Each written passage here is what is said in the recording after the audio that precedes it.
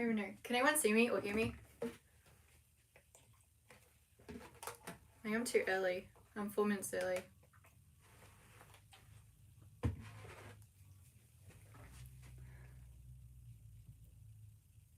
I'm gonna move that over. Is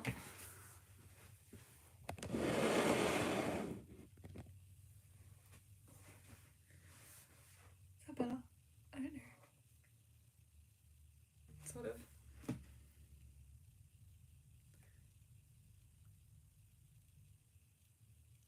How can I see live chat?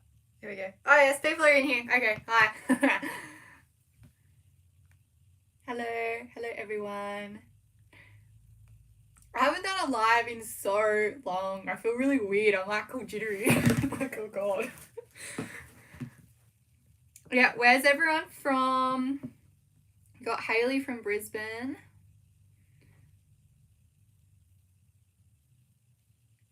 Well, I just filmed a video for a sponsor and I've got all this makeup on my face, which I don't like wearing it. So I was like, I might as well jump on a live because why waste a makeup day? So dumb. Singapore. California.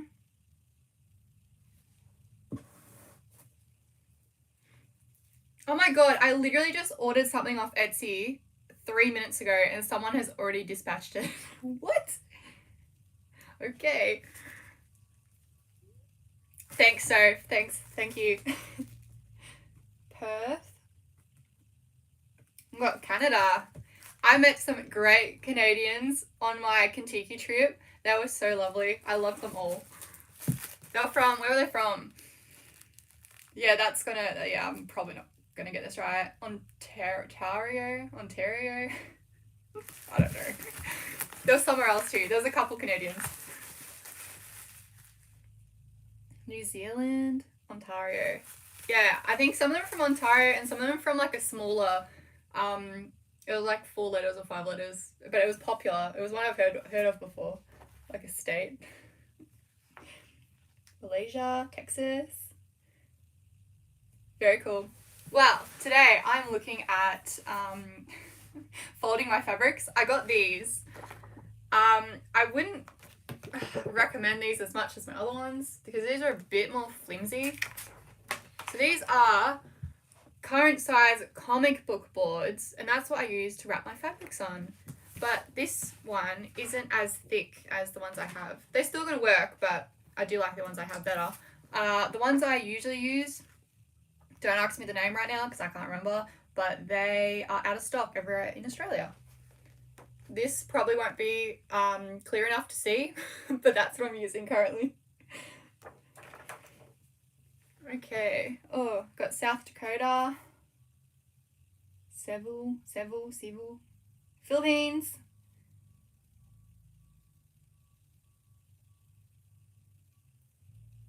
That's a really nice comment. Aww. Okay.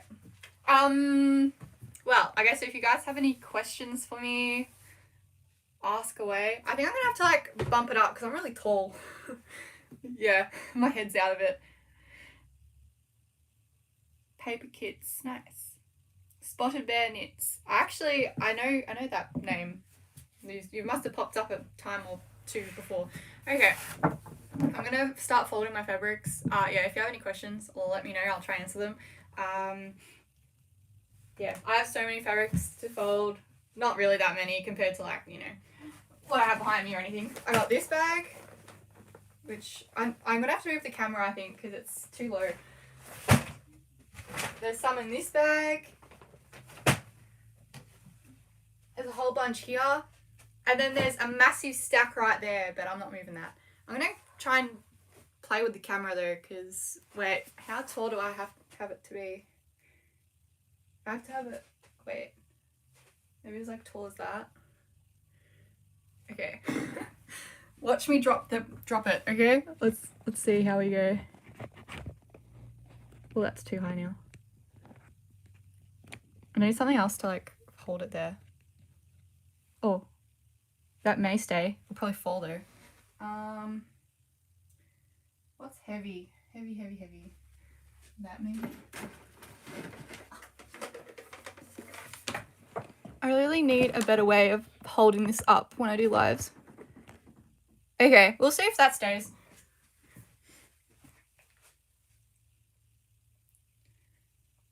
What's everyone doing today? You guys working? Or you got a day off? Or I don't know, what else do people do? Have a holiday?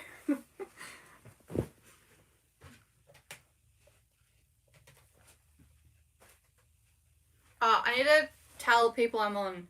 Hang on, let's do a little story. You guys can... This looks really bad. Maybe I'll just do it from this way. Okay.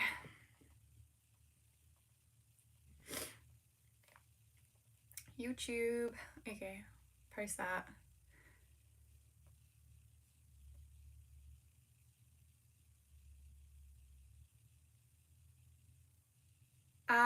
So I got a question. What happened to the new products I was trying out? Like, I did like a video back when I was at the farm, actually. That was ages ago. Are you still considering adding new products to your store? At the moment, I've got so much going on, I kind of can't add new products to the store. I think the next thing I'd want to add is the headbands, but it's just too busy with the scrunchies and stuff. So it's just too hard at the moment. And plus, I want to do more YouTube rather than add new products to the store as well, which brings me onto my next thing. Is that the right way? I bought an overlocker. So, yeah. What am I going to do with the overlocker? I want to make clothes for myself, but like film it for YouTube. There's a few different people that like inspired me. Janice, I don't know her name. Why do I not know her name? Rosary Apparel, yeah. And then there's a couple others which they have like so in the name, but don't ask me what the actual name is. So yeah, I'm thinking about doing that. I've never used overlocker before, so that will be fun. But yeah, that's like sort of my next adventure, is to go hard with the YouTube stuff. Not so much bringing new products out. Yeah, so I got an overlocker to try out.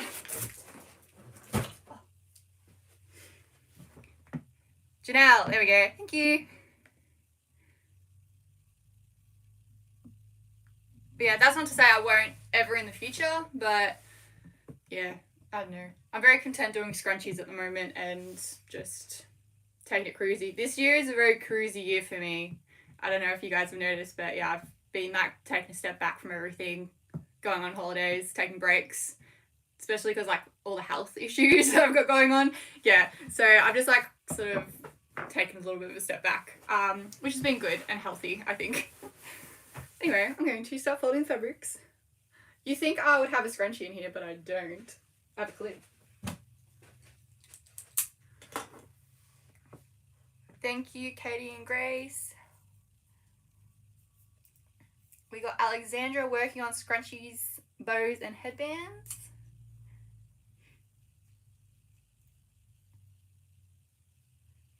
Yes, I can't wait to go to op shops. So I want to film like, going to op shops and getting fabrics from op shops and like different patterns.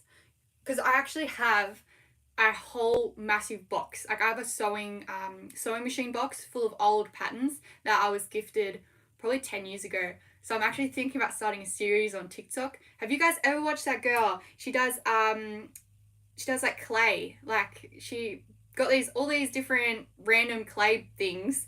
I'm really bad at explaining. Yeah, she got all these random clay things and there was like 100 of them, and she just does a TikTok every like week or something and like pours it in and does like a mystery one. That's sort of what I want to do. I don't know. I probably won't, but I think it'd be cool to like try them all out because there's so many patterns in that box. I couldn't even tell you what there is. But yeah, they're old and I was given them when I first got my sewing machine. So it's definitely over 10, 15 years old since I got the box, let alone how old the patterns are. They're from not my grandma, but someone else's grandma's stash. So there's a lot there. I'm actually a finalist in a business awards thing around my area. So I'm actually thinking about making my own like gala dress. We'll see how we go. We'll see. probably fail miserably, but we'll give it a crack. I don't know if that's going to stay up there.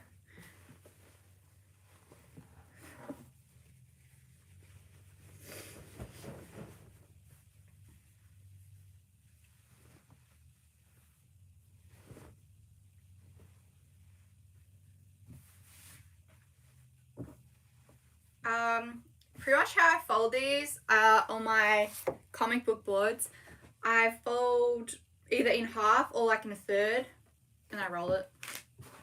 That's about as good as I can explain. Oh, sorry, there's people commenting. Any advice for a new shop just getting out there? Social media is definitely your best friend. And like, if you have stuff that you can take to the markets, or if you have markets in your area, that's a really good way of getting your name out there. What else? Always look for ways, especially at markets, like giving out business cards and stuff helps a lot if you're just new. Reels. I wish I would listen to my own advice. I've been stuck at like 40,000, well 42 now, but like 40,000 for like the last nearly year. Since I like did my massive growth on Instagram, now I'm just like plateaued. Yeah, reels will help if I was posting like every day, but I don't. You gotta like really post. You really gotta stick to it. I got heaps more over here too. That's the same one. I might put that on the same thing.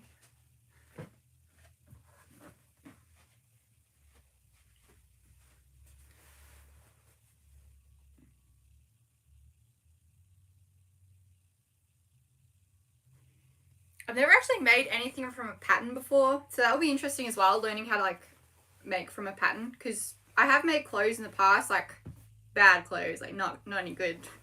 But yeah, when I was like, I don't know, 13, maybe younger. But yeah, that was all from drafting my own patterns from clothes I already had, sort of thing. And I feel like I won't even use a pattern for like my gala dress either. I'll probably just wing it, because I do that all the time. And I'll just make my own pattern up, but we'll see how we go. I might find a pattern I like. Probably not, but we'll see. I just purchased like a heap of different materials because I don't know what way I want to go yet. I've got ideas. We'll see. We'll see if I end up making one. I have a backup dress if not. My graduation dress, which probably doesn't fit me anymore, but yeah, that's what I'm going to wear if it doesn't work out. Got someone working on listings for their website. What else is everyone doing? Actually, yeah, I did make my pants. That's a good point. They did turn out nice. Have I ever worn them since that photo? No. But they do look cool. And I fixed it. Like, I fixed the crutch. The crutch was really bad. But then I fixed it and I worked it out. And I, troubleshooted it. But yeah, they weren't even from a pattern. They were just from some other pants that I just drafted a pattern from. I forgot. I completely forgot I made those pants. I have fabric down here that I bought at the same time, which I was meant to make pants for as well. If anyone has no idea what we are talking about, I'm talking about the mushroom pants I made for my 7th anniversary birthday. That was about a year and a half ago now. Because I'm coming up to the 9th year anniversary for Madebytaylahrose. I cannot wait to hit 10 years. I don't even know what I'm gonna do. Hopefully get my name in some newspapers. Oh, why did I do that? I was meant to Refferal on that one. Oh well, I've got enough now. Enough of these board things. See, they're a bit more flimsy though, these ones. Don't like that.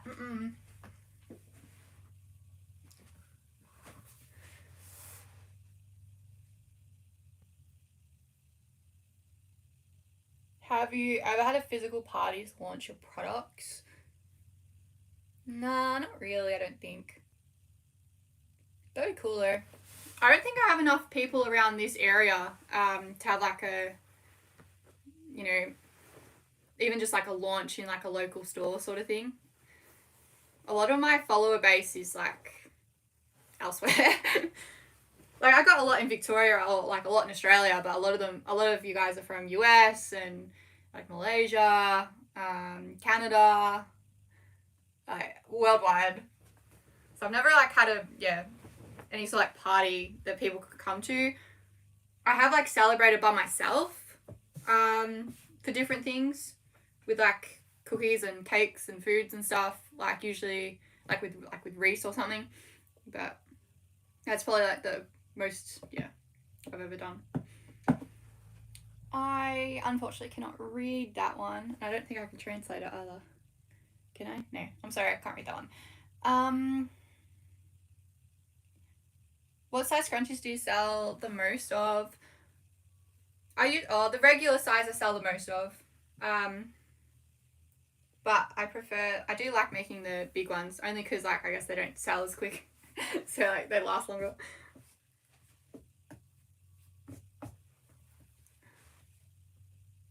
But yeah, definitely the regular size at markets and stuff. Even online. I do sell more XLs though online than I do at markets.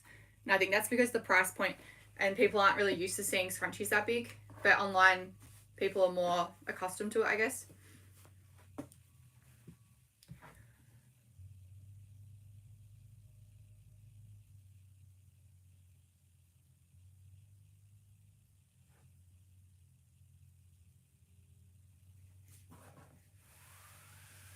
How much fabric do you usually purchase per type? It depends if it's on like clearance or sale. If it's on clearance, I'll buy the whole bolt. If it's on just the regular sale, I'll usually get 1 to 2 meters. But if like there's a better sort of sale, I'll get maybe 3. Depends on the fabric too. One of these fabrics I bought the whole bolt of.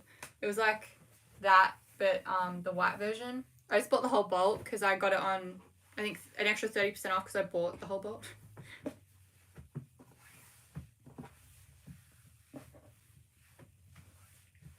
But I mean, it's taken me years to get to that point. When I first started making scrunchies, all I would purchase was 20 centimeters for each thing. Not even joking. And that would make me either 4 or 6 scrunchies.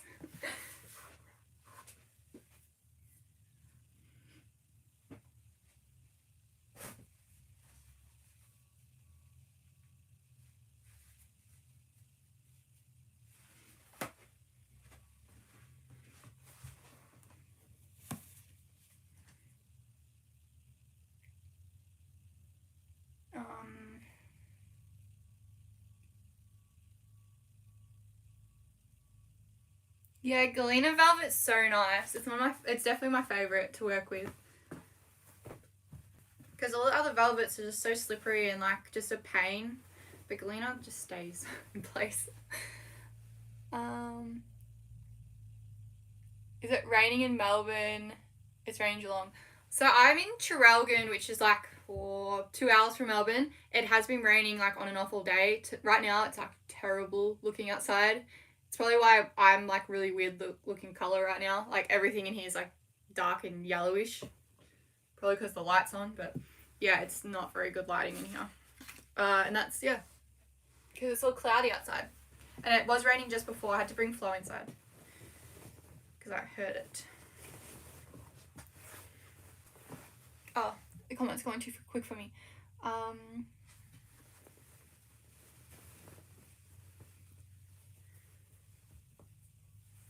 Hello, all the new people that just joined.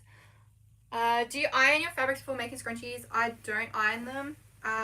If anything, the rayon sometimes needs a little quick iron, but it's rarely. And like once I fold them correctly onto bolts like these things, they tend to sort of the creases tend to like go away. I mean, it's only when it's like really crumbled that I would bother.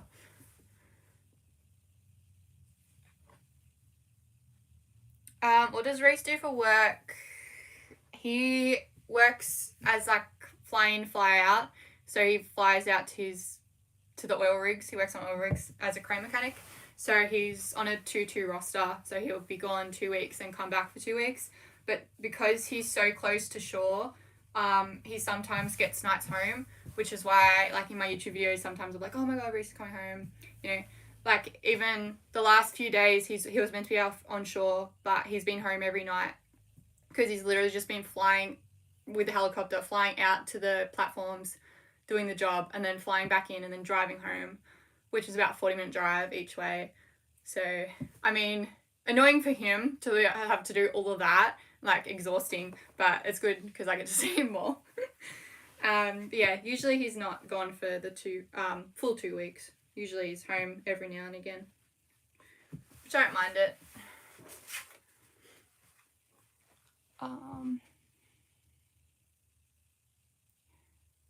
Do you think in the future your product price will increase or will it drop because a lot of people make scrunchies now?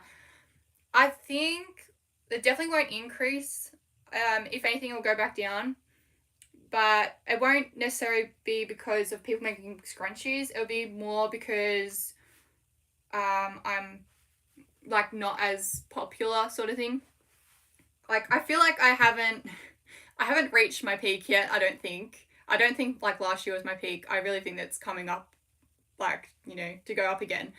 But yeah, once it like really plateaus, that's when I'll have to lower them. And when scrunchies become more irrelevant sort of thing, because I know scrunchies aren't going to be in forever. I honestly thought scrunchies would be out like 2 years ago, but they're still here apparently. So I'll still make them. But yeah, I won't not to do anything with other people making scrunchies. Like people know my products and know like the quality and like happy to pay the price for them. Even like at markets, there's a lot of times like I'll go to a market and there's 2, 3, 4 other scrunchie places. Yes, there'll be people that haven't shopped with me before and go straight to the cheaper option, but then my return customers will always come back to me, sort of thing. The people that want to get my scrunchies. So yeah, I don't think I'll increase them. They'll definitely go down eventually, but I don't know when. Can you explain WOF? So the width of fabric is from salvage to salvage. What's this one? This one's probably better to do it with. So it has like prints and it usually has little holes in it as well. So that's one side.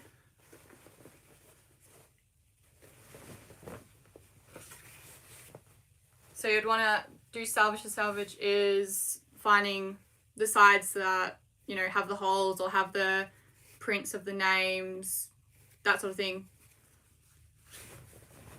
So that's what that is. Salvage to salvage, folded in half. So it's not like whatever you've like got cut. So this is like 2 meters. It wouldn't be from like here to here. It's from here to here. If that makes sense. And it just depends on what sort of fabric you're working with. A lot of fabrics have different widths of fabrics. With the width. Oh my god, I cannot even say that word. So yeah, it really depends.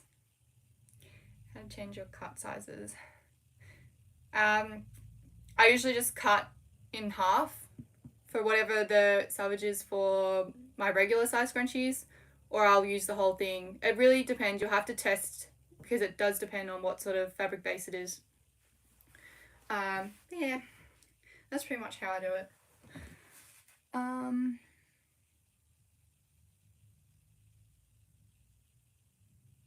Do you do anything special for purchasing launch fabric? No. I literally don't even look for things that match. I just, whenever I go shopping, like I'm like maybe in there because I'm purchasing something I ran out of. I'm in there because there's a big sale. I'll just purchase whatever I like. And then I'll think, I've got a lot sitting there. I should probably do a launch soon. That's pretty much how I operate at the moment. I don't have anything planned. I just sort of go, oh yeah, might want to do a launch soon because I've got like that many fabrics sitting in this corner right now. So that's what happened with the end of financial year one. I'll try and like do it so it matches up with other people's sales. So like end of financial year sales, Black Friday sales, that sort of thing. But sometimes I'll just do a random launch just because I feel like it.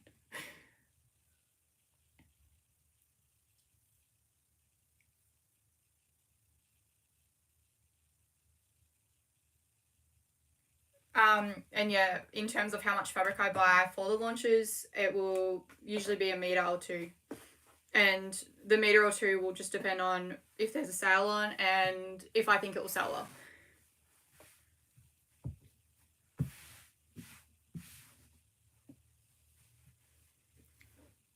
What time is it there for you? That is a great question. It's almost 2 p.m. in the Arvo. What time is it everywhere else? Let me know in the comments. Thank you, Handmade Gems.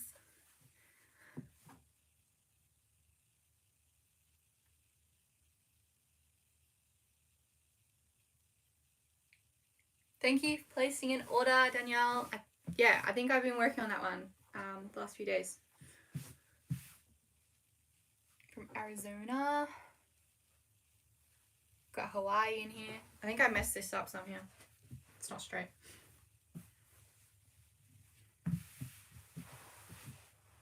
I really need this bigger. I need like...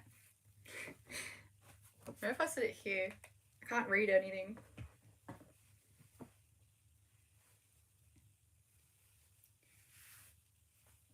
What's your next or backup plan if ever scrunchies won't sell that much? What are you going to make and sell next? I have very many different things I can do, backup plans. Whenever you ask me this question, I'll probably have a different answer depending on my mood and what month it is, I guess. Because like if you asked me this 6 months ago, it'd be different to what I'm about to say. But at the moment, my backup plan is YouTube for sure, making stuff and just getting paid through YouTube. I might bring out something that people can actually purchase, maybe. But yeah, it will just depend on that sort of thing. As for actual products though, I don't know. Just gotta wait and see what happens with the trends. Just gotta keep up with the trends. Like those hair things. I was actually thinking about making those, but I don't know if they're gonna be profitable enough the amount of time and effort spent on them, considering Kmart have them for like $4. But they're like they're satin and they're long, and you put them in your hair like when your hair's wet and it makes curls. I was thinking about making those, but I don't know. I don't think people would pay the price that I would want to set them at for, like, even though it is handmade. I don't know if it'd be worth it for me personally, because yeah, I'd have to mark them to try and compete with Kmart. It would just be really hard. And like even like AliExpress. Like I know scrunchies are on there too, like for really cheap, but my scrunchies are so different to the scrunchies that Kmart sells. So I don't have a problem with that. Whereas the thing, yeah, the curly hair thing, I won't be able to make it that much different to what they sell. So yeah, that was one of my thoughts of selling that. But yeah, I don't know. I have continuous plans and things popping in my head, things I can make, things I can do. I really like corduroy. It's great. This one's cute. Probably doesn't look very nice on camera right now, but it's baby blue.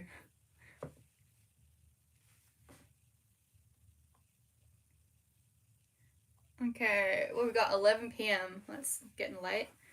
10:56, 9 p.m. on a Monday. Oh yeah. Oh yeah, it's Tuesday here, by the way.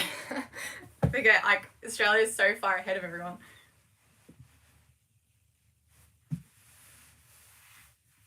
Midnight in New England. Ooh, we've got a few midnights.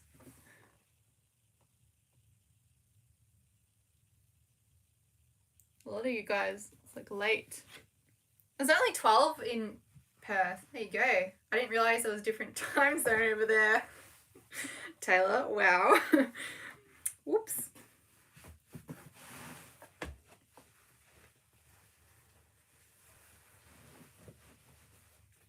Los Angeles, Texas. Do you find having a wholesale license provides you better discounts than just sales?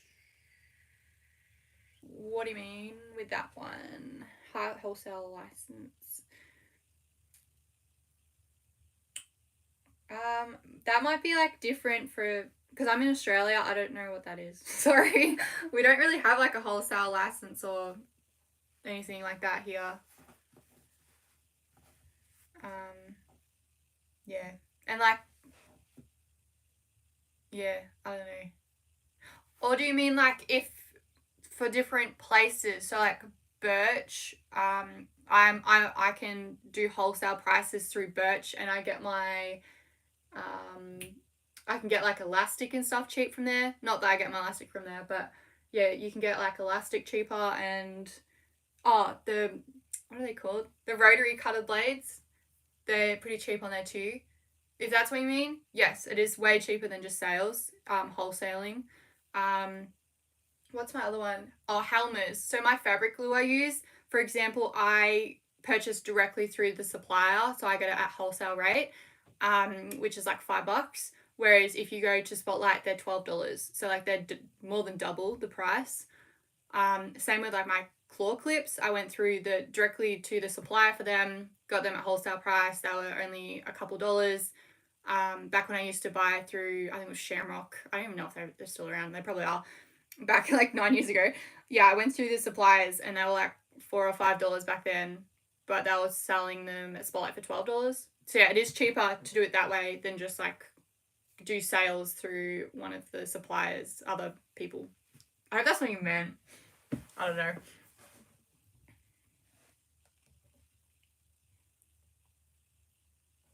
Any plans for upcoming holidays? I was meant to go to where was I meant to go? New Zealand next month, but we decided not to go and to wait a little bit because the tickets, like the plane tickets, are pretty expensive. Like, I don't even. Oh, yeah, I probably will just tell you.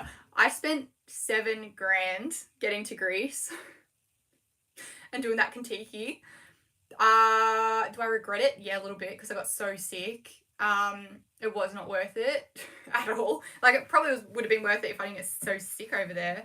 But I was just so sick. It was horrible. I had a horrible time. I know I said, oh no, it was great. I had like such a great time. I did not. I lie. I was so sick. I did not have a good time and I regret going. Honestly. But yeah, so at the moment the tickets to go to New Zealand, which is only like 2 hours away, they're like $2,000. So I think we're just gonna book for like January and go then. Because I think it'll be so much cheaper, and like I've already spent so much money on plane tickets the last like few months.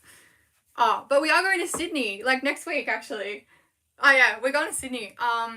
So this is another exciting thing. I'm becoming like a Vistaprint like Vistaprint Australia, and I think they're worldwide actually. They're definitely Canada and stuff. They messaged me, like reached out to me. I'm like gonna be their sponsor or something, like they're sponsoring me or I'm sponsoring. I don't know how it works, but yeah, they're flying me out to Sydney to like do this like dinner with other small businesses, and yeah, it's really cool. But we're gonna stay there for a few more nights because it's Reese's birthday the next day, and yeah, I'm just gonna treat him to like a nice hotel and stuff for his birthday. So we're going to Sydney next week. Forgot about that. Yeah, it's mostly because of the Vistaprint thing, which is really cool. But once I like find more info about it, I'll let you guys know if I can. I don't know if I'm like contracted or something. I don't know. I haven't signed anything yet, so I don't know if I'm not allowed to discuss. Who knows? Yeah, I'll be having some really cool things coming from Vistaprint very soon that I'm going to share with you guys. Probably affiliate codes and stuff. I don't know. And then where was I going after that? I think I've got somewhere else that I was going to go. I don't know. But yeah. I want to go back to Tassie. I miss Tassie. That was like my first holiday because I wanted to go to Queensland for so long because like the Queensland holiday just kept getting cancelled over and over again because of like that thing. But once I got to Queensland, it just was not as good as Tassie. Tassie was just so much better. I loved it over there. Like I reckon Tasmania was like nicer than Greece. Like I don't know. Greece, I wasn't really that impressed with, to be honest.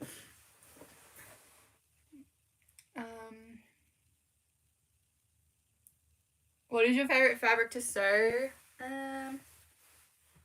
My favourite fabric to sew is probably cotton because it doesn't jump around, but I mean, my favorite like feel of fabric and like look of fabric would be satin. So much better. This fabric is annoying me right now though because I can't get it straight. Keeps getting crinkles. That's probably gonna help. Okay.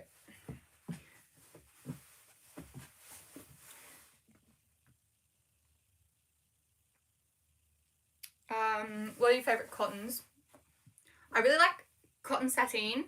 So I think this is one of them. Maybe. This is a really nice one.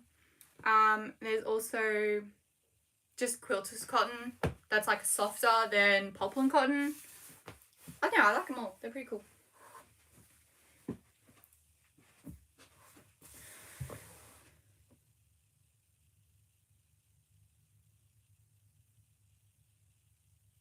Wow, we got someone that has been making scrunchies for 35 years. That's amazing. I need to cough really bad. I don't have COVID, I promise. But I might just try and drink some water first.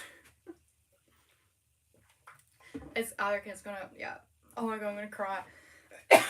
Sorry guys. I'm gonna end up in a massive coughing fit soon. Oh, I'm like crying.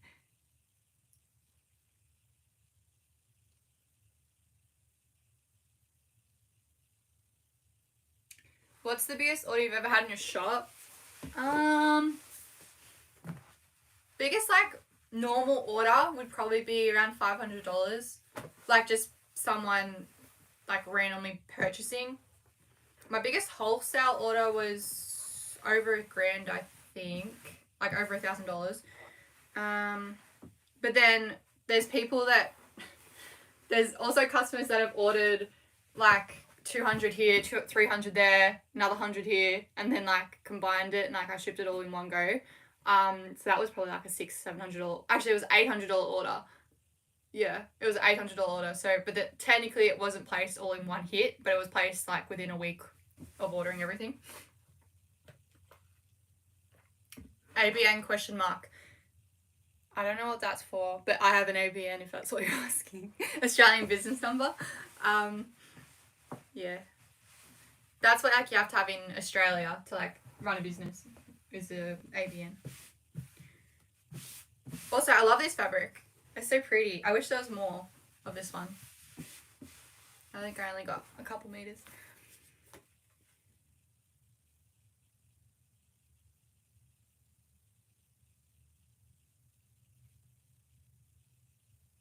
Okay, cool. I'm glad I got that wholesale thing right.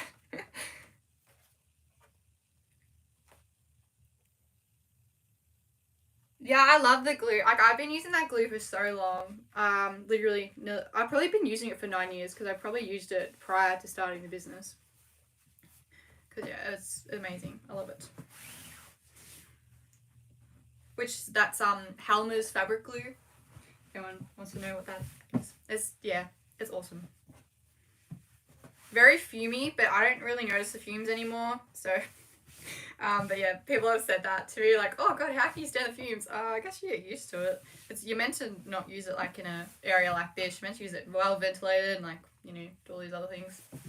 But I don't. I can't even smell it anymore. Like, it doesn't even bother me. This is like a real thick material. I don't know how it's gonna go. And plus it's dots and it's hurting my eyes, but what is it? I think it's a sateen of sorts. I've got lots of it though. I might see if I have one of my actual boards for this, because yeah, I do. So this is like way better. These ones are like, I don't know if you'll be able to tell. It's just got more of a, I don't know. You probably can't tell anything from that. But yeah, this is much more thicker.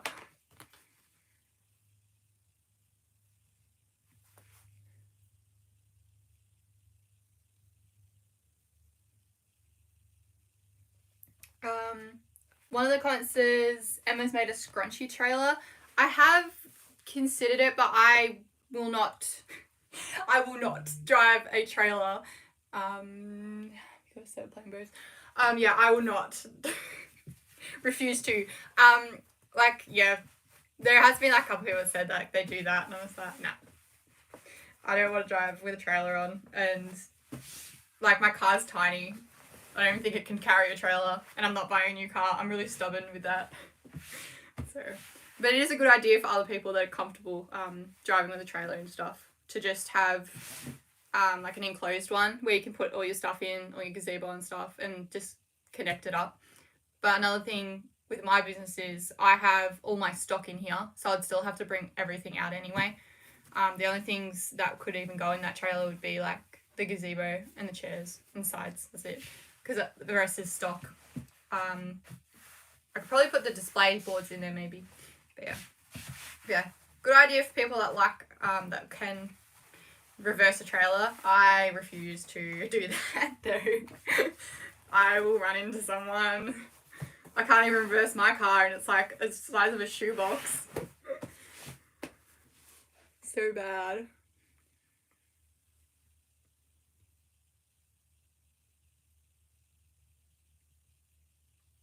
Oh yes, I did do your order, Heidi. I shipped that. All the weeks blend into one now, so I don't even know when I shipped it, but I do remember doing it.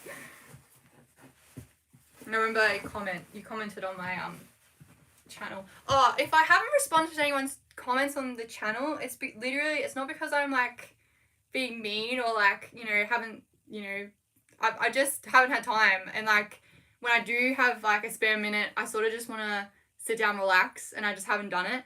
I've been like staying off social media a lot lately, like the last few months even. Like you probably noticed I haven't been posting as much on my Instagram, barely been doing reels. I don't know, I've just been, spending some time to myself and like, yeah. It's like just wanting to slow down the social media aspects of things, I guess. So yeah, that's why I haven't been responding to many people's comments. And like if I do, I'll do like a batch. So I'll do like maybe 50 comments and then I'll stop. So some people's comments will responded to, but not the newer ones and not the older ones. But like they're all in a row, so like I'll get to them eventually. Just might take me a week or two.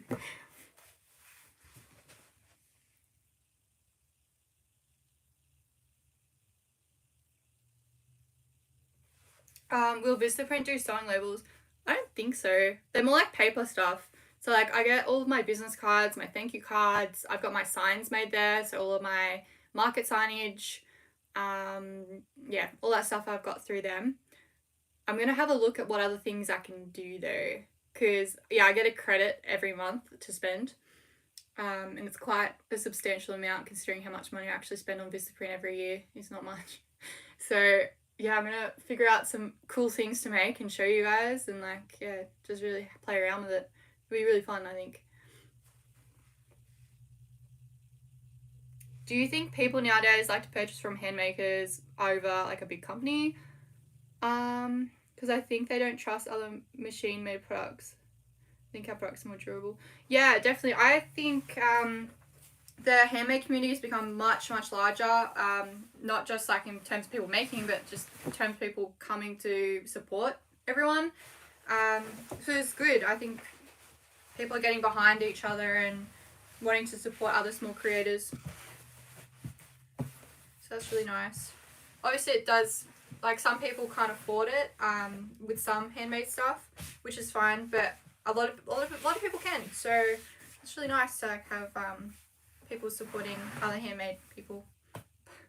Even like with markets and stuff, I've noticed, maybe not the last few months because Australia is like getting a bit expensive to live in, but yeah, usually like the last few months before that, like years before that, it's market scenes are getting a lot bigger. People have been a lot more people are coming to markets, wanting to like venture out and stuff, which was really cool. I've been doing markets for like full time for like 3 or 4 years, and then before that I was doing random markets every now and again for like 5 years. So yeah, that's just what I've noticed in my area, which is good. What dates are you up in Sydney? I think it's the 21st until maybe the 23rd or 24th. I haven't actually booked the tickets yet to fly up there because I'm still debating on whether to, go the 23rd or 24th home. Not really sure yet. But yeah, me and Reese are just gonna do some cool things. If you're from Sydney, let me know what things we can do.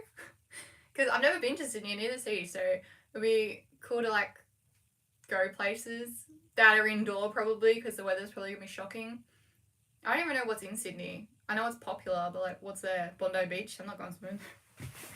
I don't know what's in Sydney. So let me know if you have any recommendations on restaurants and stuff that are near the CBD of Sydney. Or like places we can, like things we can do besides like just going to the movies or something. Or like shopping centres.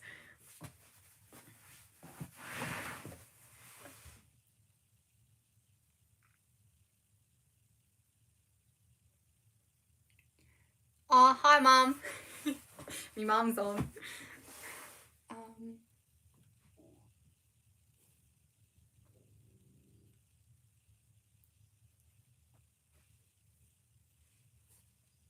How do you decide if a fabric will be market only or go on my online store?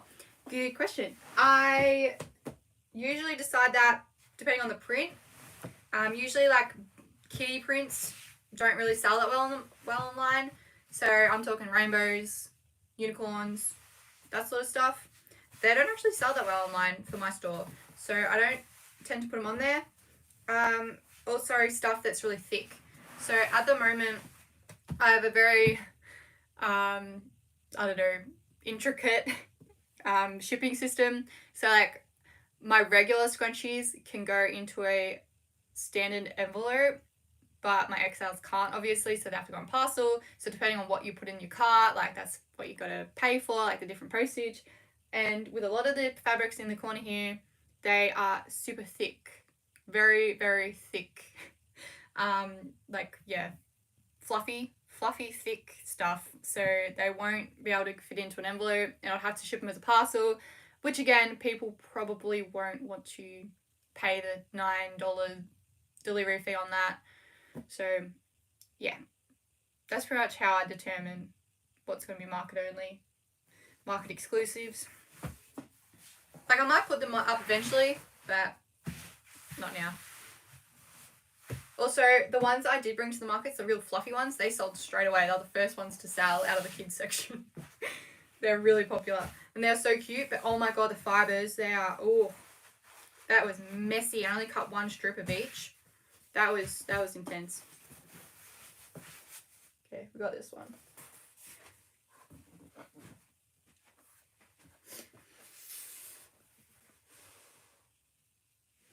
I'm about 10 minutes behind in comments, guys. Sorry.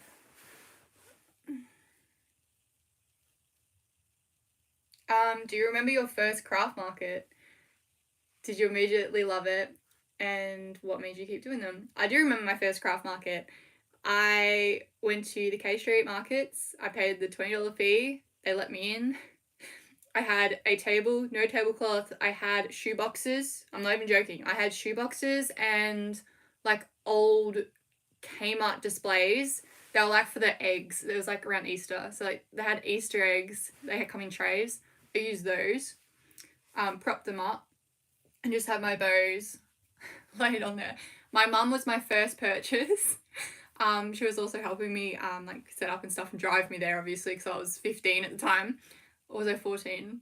Wait, when did I start my business? 15. Yeah. So, yeah. What else? Yeah, and I made barely my stall fee back. I think I made like $25 that day. But that didn't put me off. So, yeah, I did a couple more with that sort of setup, which was horrendous. I think I've got one photo from like an Easter parade in Yarram, which would be somewhere on my TikToks. I've posted it before. It looks so bad, but yeah, just shows like how much everything's changed throughout the years as well. Yeah. What was the other ones I've done?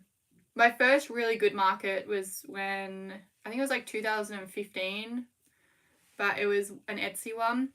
It was in Melbourne.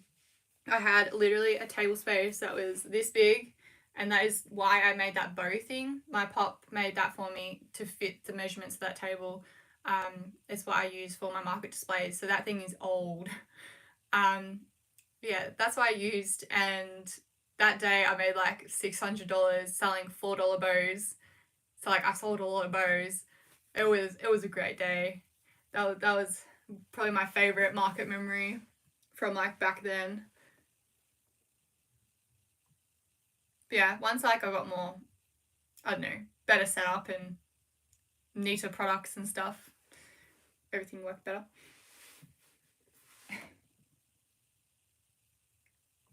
So yeah, don't quit markets if you have a really bad first market, even a really bad fifth market. Keep going because things can change. Definitely. I definitely didn't have like, you know, amazing markets when I first started, that's for sure. And my setup was a lot different. Also, what do we think about this one? This one was like, you either love it or hate it. I thought it was kind of groovy. Would I wear it myself? Probably not, but I think it is cool. It's like super thick too. This one's going to be just XLs though. I'm not going to make this into anything else. I'm still like 10 minutes behind, sorry.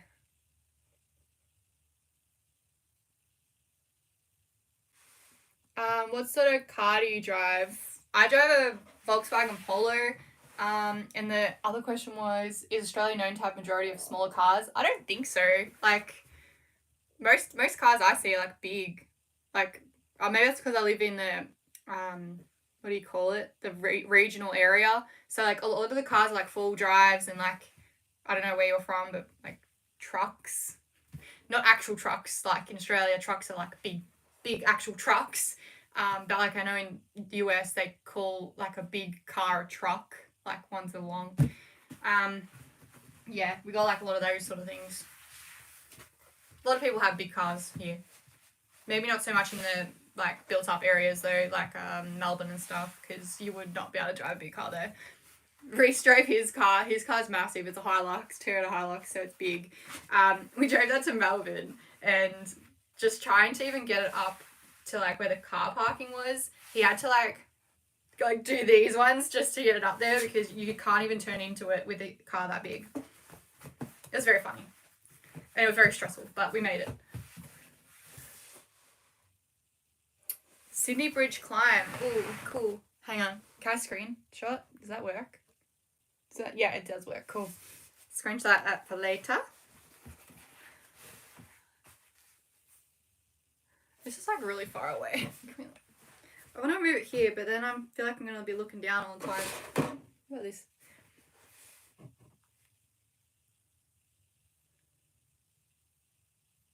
Oh, don't tempt me with fabric shops that are close to Sydney CBD. I'm sure Reese would love to come with me to have a look from when it's his birthday. Oh. Watch me try and bring like 30 kilos home with me. Terrible. I think there was another one there. What was the thing? What do you think of making stickers? I made stickers once. That was fun. I don't know. I didn't really get into it that much. The actual designing stickers is actually quite, I don't know, I found it quite hard in terms of creativity. Like you had to really be in a mood to draw and design stuff, and I just wasn't in that mood much at all. So I just sort of stopped doing it. That's why I bought the iPad, but now the iPad's just for making thumbnails and doing YouTube lives. But yeah, I couldn't get into it. I mean, it might be different for other people. People might be really into designing and like really feel creative all the time. But I found it really draining. Whereas like this sort of stuff, making stuff that's fabric oriented, I can just cut and then sew. It's kind of a mindless activity. Whereas yeah, designing really took a lot of effort. It was just too much for me. Like, I might go back one day. Like, that was the plans. I was meant to be a graphic designer when I was younger. That's what I wanted to be. But, yeah, it was just a bit much. Couldn't do it. I still sell the stickers, though, that I did make. Is it, like, really bumpy for you every time I do this? I don't know. Probably. Yeah, things are rolling. Cool. I didn't realise. Sorry, guys. And probably every time I knock this too.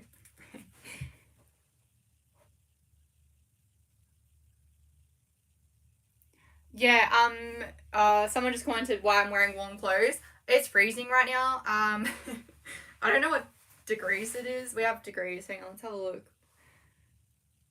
Weather. It's currently 9 degrees in Traralgon, which I have no idea what that is in your location. I have no, what is it? Fahrenheit or Celsius? I don't know, it's different. Anyway, it's cold. And it's also like middle of winter too. I have my heater on. This, I think, has gotten real big. It has. Whoops. This probably won't fit where it's meant to go now because it's like really big. It's like so big. I'm gonna have to redo it. This is why I shouldn't live and try and roll fabrics because I don't pay attention to what I'm rolling. Where is your doggy? She is outside the room. She needs a bath though. She stinks. I'm probably gonna wash her tonight. Here we go. That's where it went askew.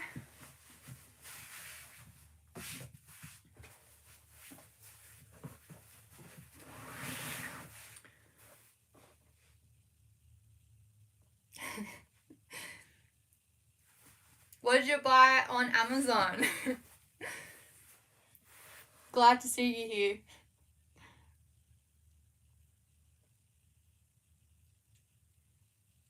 I'm like so behind still.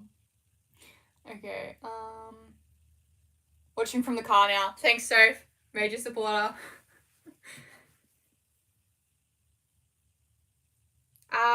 When you go on holiday, do you go fabric shopping? So when I went to Tassie, we were mostly in the outback, so we kind of didn't really have any chances to. I tried the first day we arrived, but the shop, even though it said it was meant to be open, wasn't open. So that was really annoying because I really wanted to go there. That was Spotlight, like Lansdowne or something. The next place was some random shop in Hallandstown, Hallandvale. I can't remember where we went. Some place up in Tassie. It was like expensive fabric, so it was like, I don't know, $20-$30 a meter. So I didn't buy anything there. I did purchase some on like the last day of Tassie. We went to one of the Spotlights and they had very limited clearance. So I went in there and like got fabric that I hadn't seen forever on clearance. So I grabbed that. And then when I went to Queensland, I did have a look in one of the Spotlights up there, but the clearance was not good, so I didn't buy anything. When I went to Greece, though, that had mostly like thick fabrics, like for curtains and stuff. It didn't have any dress stuff that I could see, and plus I was with my friend that, yeah, I didn't really go into any of those sort of stores. But yeah. So I haven't really bought much. I bought some stuff in Tassie, but that was about it.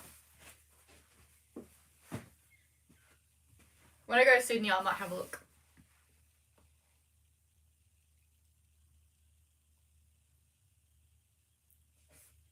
Thank you, Longhorns and Lace.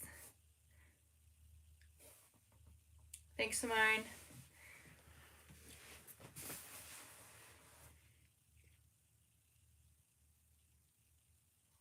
Are you making orders at the moment or stock? Right now I'm just folding fabrics. I do have a few orders sitting there that I need to do. There's not that many there. I'll probably do them by the end of the week. I just wanted to get on live because I did like a sponsor video this morning. So I've got all this makeup on and I'm like, I have nothing else to film right now. I'm like, I might as well jump on a live because I don't want to waste a face of makeup. I hate wearing makeup these days. Like 10 years ago, wait, would it have been 10 years ago? How am I now? Yeah, 10 years ago I started wearing makeup and I would, every single day I'd wear makeup. Like, you would not see me without makeup, and then just gradually got lighter and lighter, and then I just stopped wearing it because I'm like, who has the time? Who can be bothered? I can't, even like right now, it's like itching my face. I'm like, sonned off, but that's literally why I chose to do it.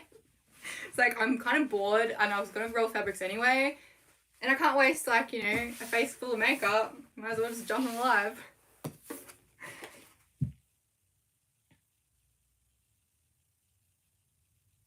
Just above 9 degrees means just above freezing, so 40 in Fahrenheit. Oh my god. I didn't realise it was that cold. We're used to that here, in like Melbourne area, or to Victoria, and Tassie's got it even worse.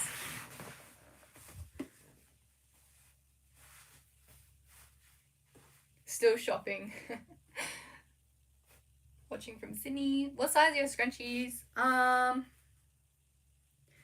Currently they are, like for the regular size, it's like 4.5 inches by half of the WOF. So whatever the fabric is, I just cut it in half. And then for the XLs, it's about almost 7 inches by, yeah, the full WOF, depending on what sort of fabric it is. If it's like super thick fabric and it's got a big WOF, like a velvet galena, for example, I would have to cut some off because otherwise the scrunchie is just way too heavy and way too big.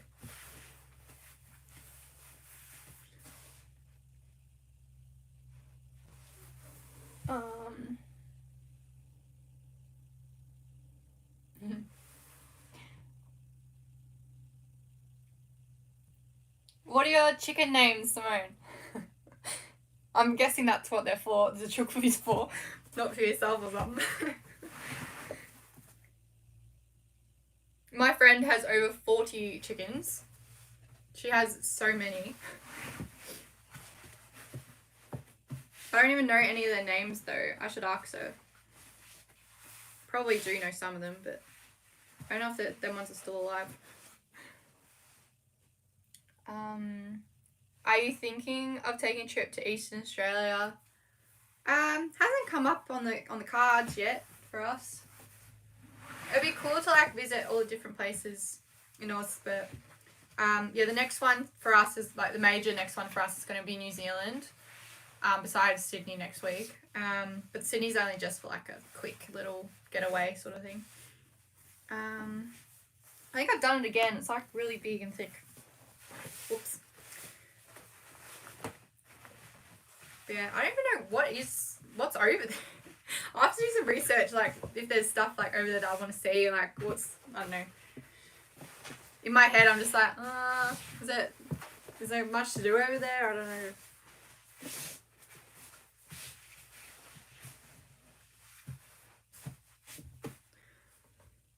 Oh, we've got like 110 people watching now. Nice.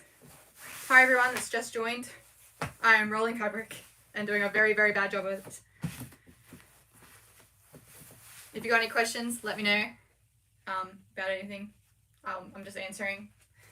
I've rolled like 6 things so far and it's been probably like, what, an hour? It has been an hour. Oh my god.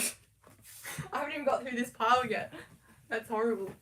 Also, I really like this fabric. I called it Elena on my Shopify. It's really nice. It's a double cloth, I think. Yeah, double cloth. There you go. Falling Flowers, for anyone wants to get it on Spotlight. At this point, I think Spotlight should just sponsor me. Like Vistaprint is. I should probably message them and ask if they do that. Because that'd be cool. I do enough free promotion for them. Are you feeling better? I am feeling a lot better, thankfully. So yeah, I had like the chest infection and sinus infection, which wasn't fun. And like I had antibiotics for that. So that sort of stopped it. But yeah, I am feeling much better. Thank you for asking. I'm just still like tired and stuff though. But I mean, I've been tired all year. And I have my specialist appointment Thursday. I'm seeing 3 specialists at the moment. But yeah, one of my issues is resolved.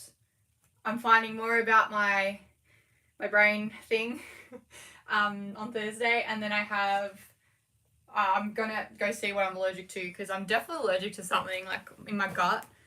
So I'm getting like a allergy test done at another specialist. But yeah, I'll let you guys know how Thursday goes.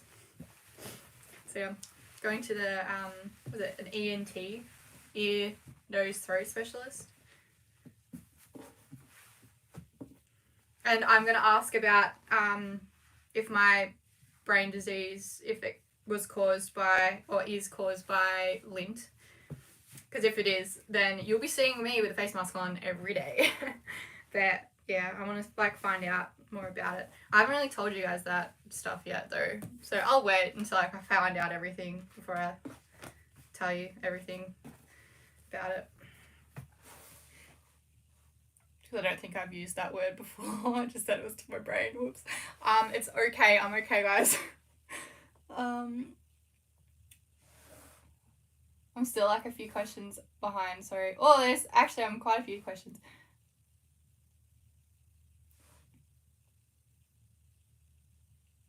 Did you enjoy Tassie? I absolutely love Tassie. If you're going to go anywhere, go to Tasmania. It was absolutely gorgeous. Oh, I wish I could. I want to go back. Like, that's how, it was so good. I loved it.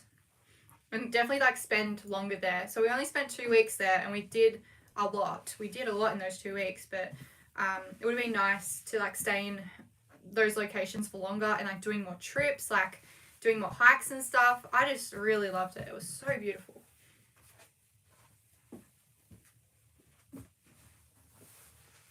There's still like that tiny bit of pinkness on here, and it's really bothering me. I feel like it's showing up like worse than it was when I first did the table, because it's in all the cracks. Oh, that's annoying.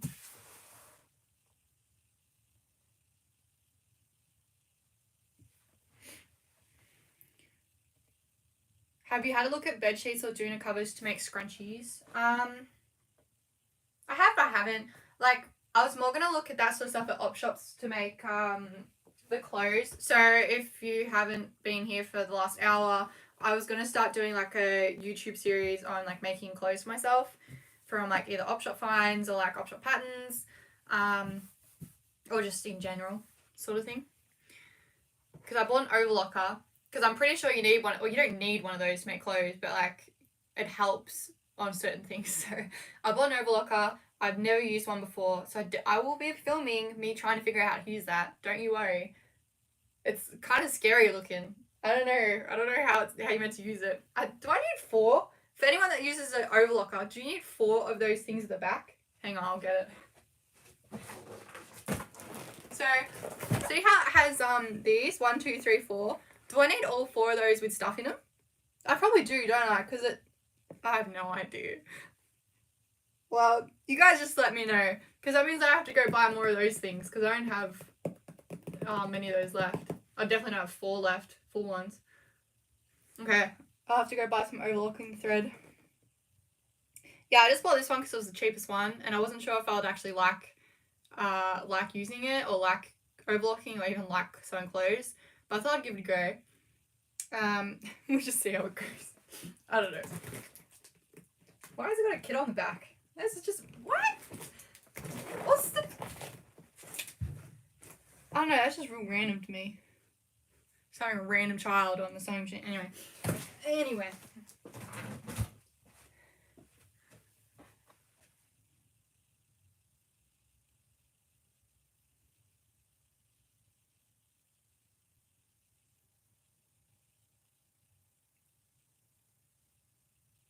Marmalade chicken. Oh, marmalade for a chicken name. That is very cute. Marmalade. Oh my god, it's so smart. I thought it was just a nice name, but no, it's a pun name. Very good. I'm down to 2 hens at the moment. Lulu and Ruby. Aww.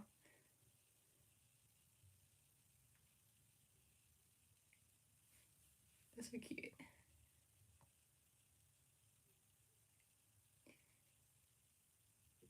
Oh, I just did something. Whoopsie.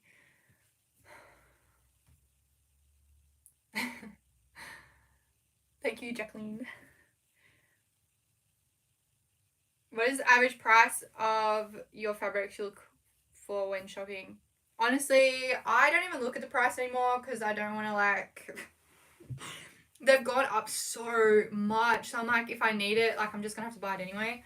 Which is, and like, I have to, like, the prices are up across the board, so I like to get the clearance, because it sort of evens out back to the normal price of fabrics that used to be a couple of years ago when I first started, but now it's like double the price. All these fabrics I'm buying, it's crazy. I think I don't even know. Like my deluxe satin used to be like $16 a meter. Now it's up to like $20, $22 a meter. And then obviously they're usually on sale. I never buy anything full price. So like usually like 30 or 40% off. I won't like spend big unless it's a big sale though. Like if I need something, I'll buy it at whatever sale price it is. But I won't be buying a lot of it until like a whole bolt worth, unless it's on a really good sale. So usually when those really good sales come along, I'll get like the whole bolt of like satins and stuff. Because I do use a lot of the deluxe satin. And it's one of my more expensive fabrics. This one's nice too. It's like I don't even know, it's a daisy. Is that what it is? Yeah, big daisy. There you go. Once I fold it, I'll show you guys what it looks like. Yeah, it's a daisy print and it has like a mint background.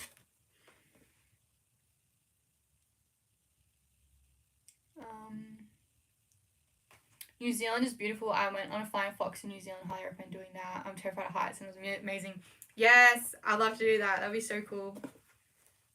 I'm also scared of heights as well, but I mean, I've jumped out of an aeroplane before. I was fine. You just don't think about it. You don't think about it until you're doing it. Like, you just don't think. Yeah. I don't know. I'm pretty good with that. Just not thinking about things until like I'm in the moment and be like, I'm jumping off an aeroplane right now. Okay. Yeah. If we go somewhere like that, I'll definitely do flying fox. Did you go to the Salamanca market? I just got a casual store there. I did. I honestly did not like it though because it felt very imported goods to me. It very much gave me one of those which Queen's Market vibes, that's a market in Melbourne which is all just like imported stuff. There was like barely anyone selling handmade, and if it was jewelry. There was like no candles, there was no scrunchies at all. It makes sense though because the fee to get in there is so expensive. Like I had to look online how much it was, and oh god, it's expensive. And like to even set up and stuff, it would be, oh god, so good luck. I mean, there'll be a lot of people coming through. You'll make probably good sales, but I don't think it would be worth it just from the pricing and trying to set up and like move your car and stuff. Like I couldn't do it. Like that's why I don't do big Melbourne ones, because it's just the setup. It's just so hard. You'd have to have like someone else there with you, and yeah. But after that we went to like Salamanca, and then I went and found a different one. 3 people messaged me about it because I was complaining that I didn't like Salamanca because it wasn't all like, you know, it was all imported stuff. So I went to, I don't know where it was. It was some other market, like a little countryside market thing. I like that one. That was like nice, but it was also like more brick and brack sort of stuff. So yeah, but they had a lot of handmade people there too.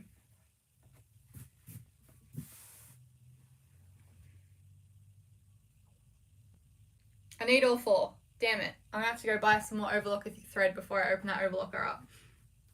Otherwise, I won't be able to use it anyway.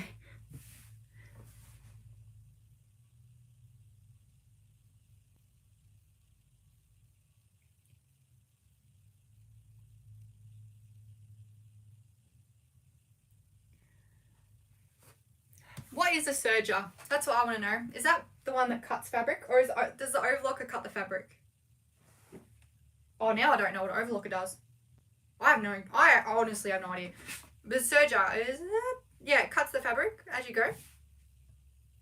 I think. Is that what it is? Let me know in the comments. I have no idea.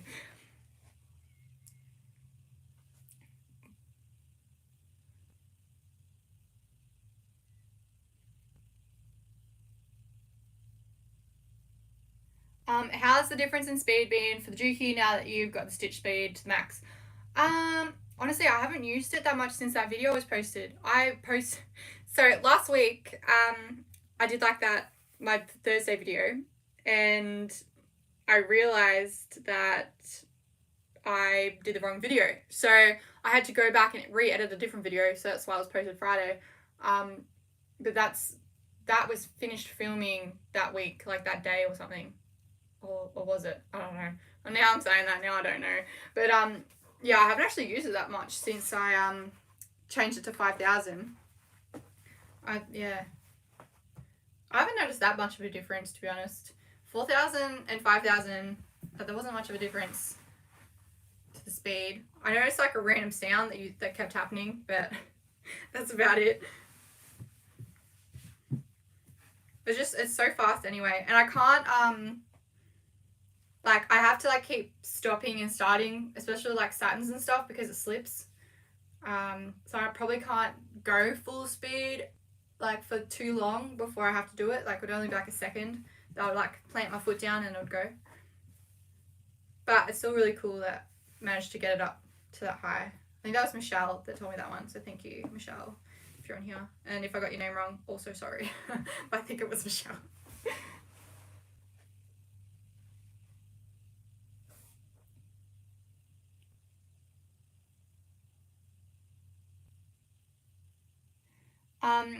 Hi Taylor, I've been watching you for a while. I'm wondering why you put your fabric on the small boards. When you buy your fabric from Spotlight, you could just buy the bolt and save a step. So the reason I put them on this size is because it's much easier for me to cut. I only have like a little, like my board's like this big. So when I'm doing a lot of scrunchies, I can just grab this size, put it down and roll it out and cut like that. Like even, can you see that? Yeah. Like this is a lot less space than having big bolts of boards. Also the boards are like really thick, so I'll lose space there. And I also have 600 fabrics. So if you could imagine how many bolts of board, like bolts that would be, it's too many. And like pulling the bolts out, it's really hard as well. It's just convenience. It's so much easier having them on these little boards. And a lot of my fabrics are less than a meter or a meter. So having them on boards, I can actually do that. Whereas if it was a bolt, it'd fall off. So that's why I do that. I do keep the ones that have a lot of fabric on the boards. Like I have a heap of boards up here, you won't be able to see them, but they're like all empty ones. And then I also have a heap of bolts and a heap of bolts under here. But yeah, I don't really have the room for it either to have everything on bolts. This one's a bit funky. I don't know if anyone's gonna like this one, but my market people probably will.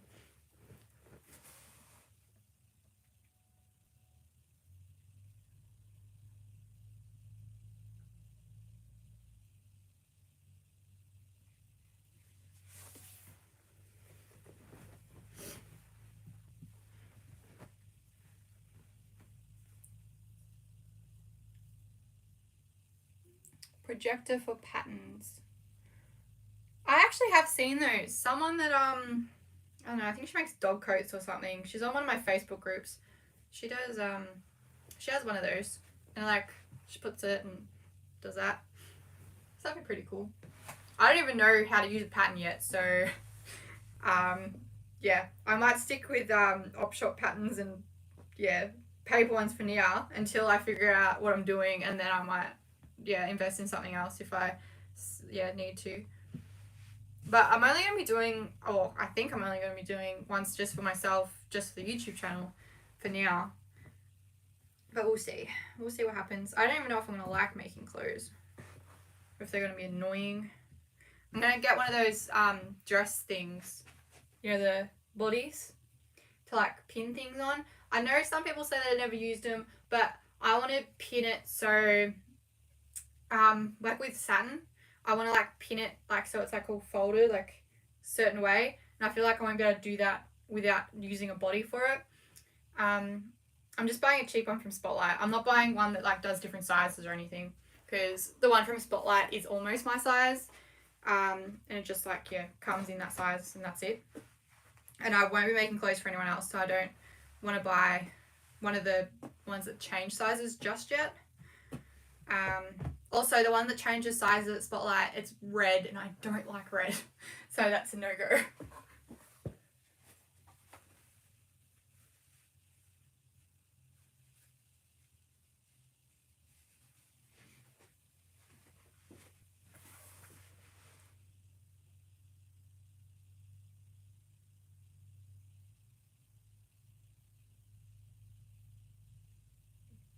Oh, there's a self-threading overlocker. That'd be pretty cool. I'm probably gonna hate that because it's probably not. It wouldn't be self-threading. That's for sure. It was like cheap as. I'm gonna put this in my filing system, which is up here in a box. It's a receipt. I need to do my taxes. Not fun.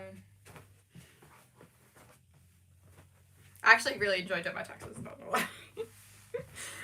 I really, really enjoy it. It's fun. It is fun for me, but not fun for many other people.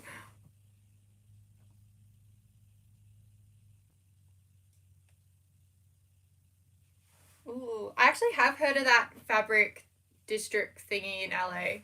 I think someone else has commented that before.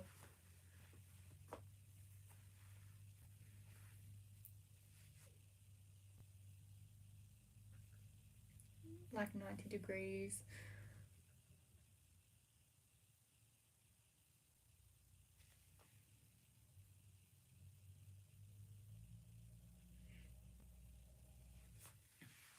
Yeah, I hope you do well, Samantha, that one.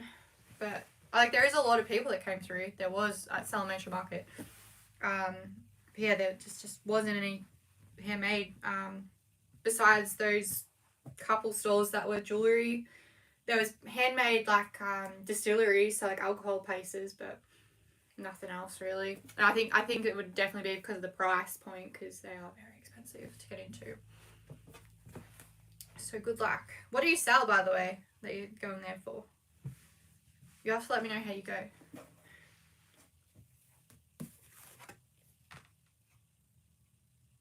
Oh, so overlockers do cut. Serger and overlock is the same, cuts and sews. Okay. I thought sergers were a different thing. They are the same thing. I've been lied to my whole life. What? Oh my god, that's crazy. I had no idea.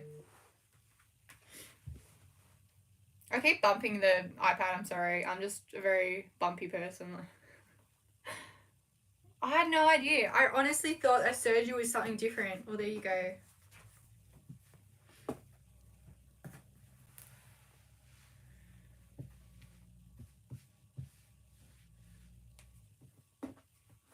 Oh, if you hear like, you probably can, because iPads and like, you know, techie stuff tends to pick up stuff.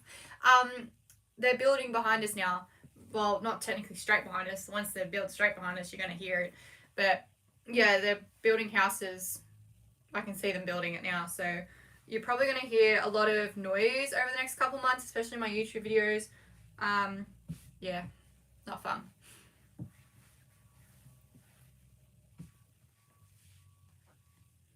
Sometimes it gives me headaches too, like all the noise, which isn't fun either. They once had like a day and it was vibrations. I don't know what they were doing, like drilling holes or something. I don't know, but God, I had to go lay down. It was that bad. So that's like the one thing, annoying thing about building in a new estate. Yeah, you got other people building around you, and it's very noisy.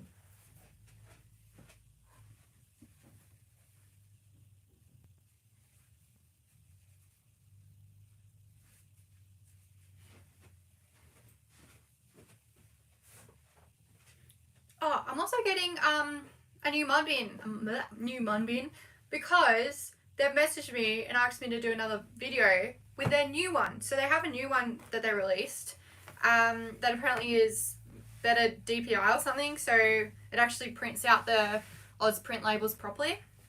Because at the moment, only one of the labels works. So like there's the QR code label, then there's the long label. Long label I've never been able to get working, but I mean I've been using it for a year and I've never had any issues with parcels being like, you know, not delivered or anything, or, you know, slow or something.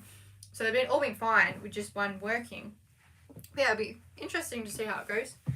I just got white again. I was debating whether to get pink. It was a hard choice, but I thought if I get white again, then I can use it in photos without it looking weird if I pump up the saturation. Colors, colors are a bit harder to pump up.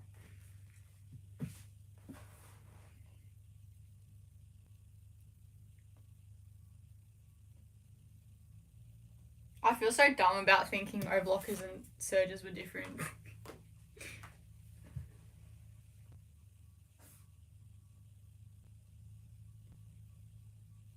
Do you have any problems with the dookie, like the thread snapping or coming out of the needle?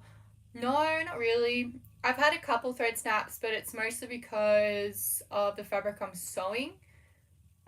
There's only like one specific fabric, which really, it's annoying.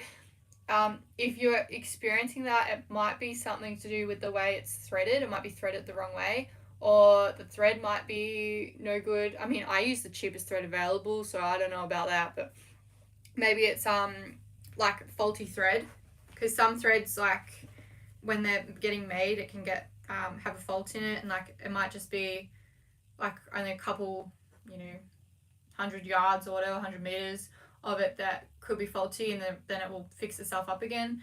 But it could just be the whole thing that's faulty. I had that with a lot of my mini ones that I was using for these sewing machines. Yeah, it just kept snapping continuously, and then I changed the thread, and then it was fine. So yeah, I don't really have any that sort of problem though. I do have problems with the oil. It gets on my satin sometimes, but I think it's because of the lint, maybe. Because I cleaned it really, really well the other day. Like I went all up in there, all at the bottom, like pulling everything out. Yeah, and I think that fixed it, but it does leak a bit of oil, I find, which isn't fun when you're working with satin like most of the time. So, I think there was something else on that question. Oh yeah, coming out of the needle. Only comes out of the needle when I sew my elastic, and I start the sewing process before I get to the elastic. So now I like sew directly into the elastic instead of sewing before, and then I just like backstitch and try and get to as close as I can to the edges as possible without going off, because I find that's actually what causes it to, I don't know, come out of the needle. Actually, that's more that comes out of the bottom one. Like the bottom one goes funny that way. I don't know. It doesn't come out of the needle that much. Yeah, actually, I don't think it ever does come out of the needle. It's more the when the thread snaps is when I have to do the needle, which is annoying. Also, I really like this one. I had it in a different color. I don't know. I think it was like a mint. But yeah, that's nice. It's like a satin one. I've been eyeing it off since I went to Queensland with Sophie. Went to Spotlight and I saw it there. It was really nice, but it was like full price. And I was like, I'm not paying that much. But it was on sale on the weekend, or whenever I bought it. One of the weekends.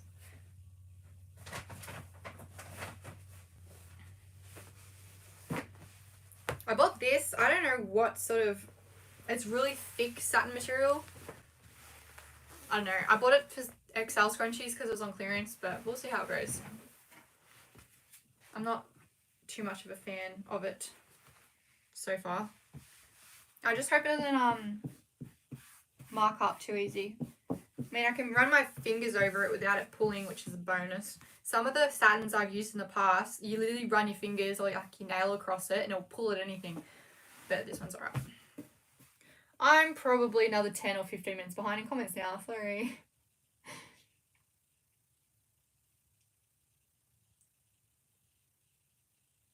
Have you ever purchased fabric online?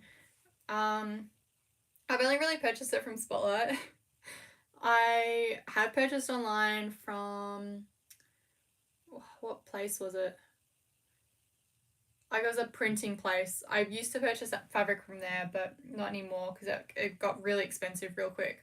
We and like Australia and US used to be very similar in pricing, and then it sort of just went with the exchange rates, so it just got really expensive. And then the shipping overseas, that like skyrocketed. So I haven't done that for like 8 years, purchasing from there. What was it called? Spoonflower I used to purchase from.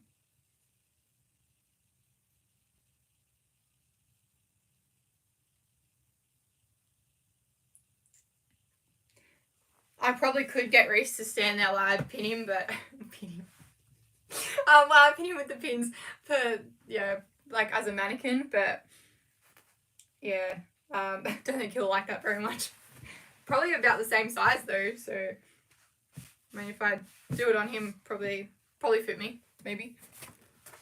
We got even more people following now. Well, not following, on here. Hi. Yeah, awkward. Oh, and it just dropped 7 people. Whoops.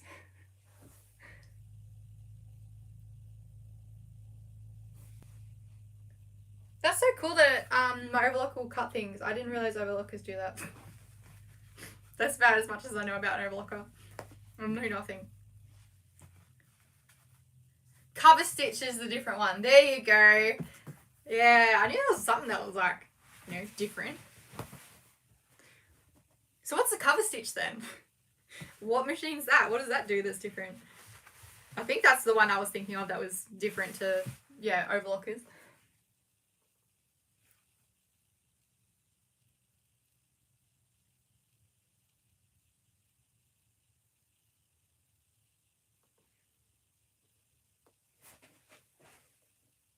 Overlockers still have needles then, right? God, I'm dumb. Hang on, let's have a look. Yeah, they have twin needles. Wait, does that mean I'm going to have to get different needle thingies for this? Hopefully they don't break. I'll probably get like a bonus 1 or 2 of them, but... Oh, I can't wait to open that. It's just going to be so funny watching me try and figure that thing out. Whew. I can already tell.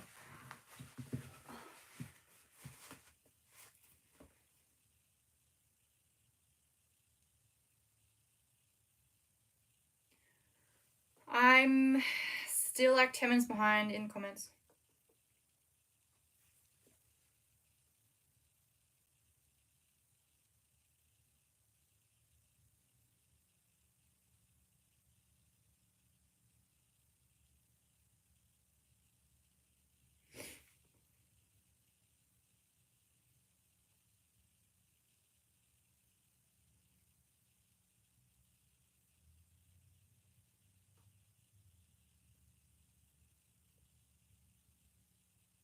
Home sewing overlockers are inferior to industrial overlockers.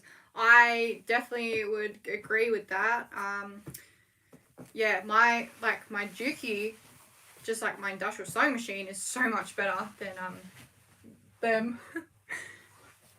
But yeah, I wouldn't get like an industrial overlocker until I actually need one. And like right now, it's just literally just to practice on and see how I go with making clothes for the YouTube channel. Just see, yeah, I have no idea. That's why I thought it'd be fun, just like have you guys come along with me and like learn with me. I know it'd probably be infuriating for you guys going, Taylah, that's not how you do it. What are you doing? And you're like trying to yell through the screen. Well, hopefully you guys won't mind that, but I'll learn eventually of like what I'm doing.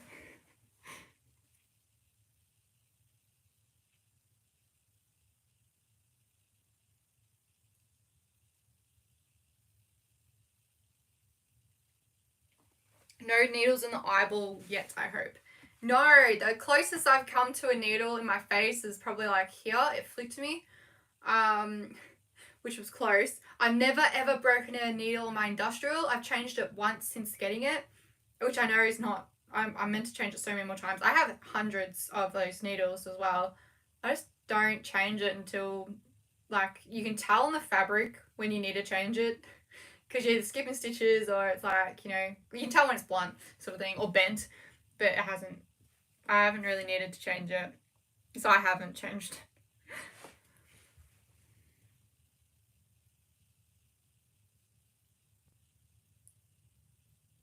7 a.m. in Croatia. A heap of my Kentucky peoples, I went to Kentucky when I was in Greece. A lot of those people went to Croatia after, or it came from Croatia. Apparently it's really nice over there. And they like do this like sailing boat thing. I don't know. I've never really looked at what Croatia looks like. Like I've never seen photos or anything.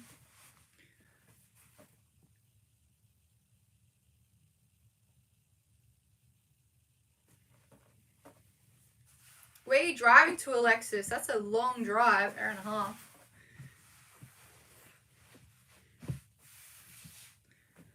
You actually don't reply to that because you'll be driving. Unless you're not driving. So much. I do what you said. Fingers crossed fix it. I hope it fixes it for you. I mean, I guess we change the needle or the thread isn't strong enough for the industrial. Yeah. So yeah, also maybe try changing the needle if the thread's breaking. Yeah, troubleshoot. What I would do with like these machines when they broke was changing the thread, changing the needle, changing the bobbin. What else? And oiling even. Yeah. Hopefully you figure it out.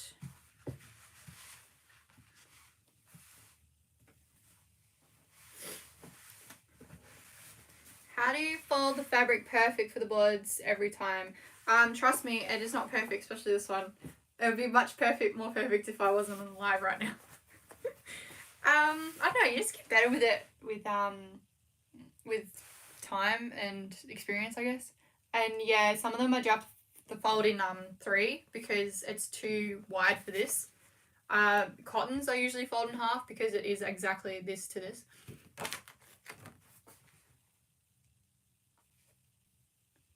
And I pretty much just eyeball it, but you can always like put this on it and see if it's going to fit, and then fold it a bit more or a bit less sort of thing. So then it's correct, and then, yeah. Horrible explaining things, sorry. I just eyeball it now though because I fold that many of them. Oh, I got another receipt for the what did I call it before? Not a bin. My tub thing that I have full of receipts that I need to do for tax time.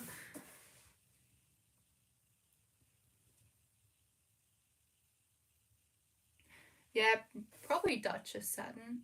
Yeah, it's very heavy. It'd be cool for like a dress maybe. Probably very heavy as a dress though too. I've got a cover stitch. It's terrifying.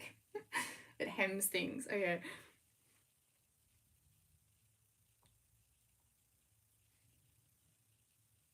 Here we go. This Michelle. That's who told me how to change my how to make it faster on my Juki. But she's also got something to say. You also have to be really sure to use the right size thread and needle for what you're sewing. On the Juki 8000, I'm constantly switching needles and thread sizes. Well, there you go. That as well. I'm lazy though, and I never do that. But for a proper sewer, you probably should.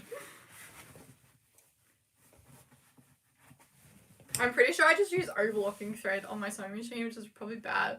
The guy that sold this to me from Elizabeth Machines, he's like, just buy the cheapest one. Just buy the cheapest one, it'll be fine. I was like, are you serious? Like, what thread do you recommend? I want to buy the correct thread. Cheapest, wherever you can find it. What? I think that's the wrong information. Everyone else tells me to get, like, you know, proper thread. I don't know. Scrunchies are different though. I don't think you really need proper stuff. Clothing will be different because like obviously you're wearing that and like stretching it all the time and like I don't know, putting it on different. Could break the seams.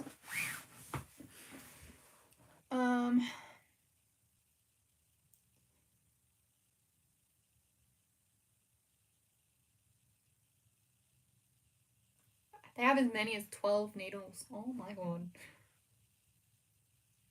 You should do a vid on opening and figuring out your new overlocker. I will be, don't you worry. I will have to buy some more overlocking thread though before I do it, but I was going to film it maybe this week or next because I want to figure out how to use it. So just be like probably a short video. Maybe I'll do like my first ever something. I had Simone, she sent me all these links of different things, so I'm going to go through them and have a look because I think there's a couple tutorials in there as well. Yeah, just like easy things to do, and then obviously things on like how to actually work an overlocker. And I said sewing machine. Yeah.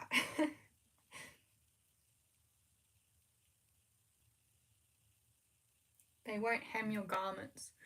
Right. I keep knocking this and I keep wobbling everything, sorry.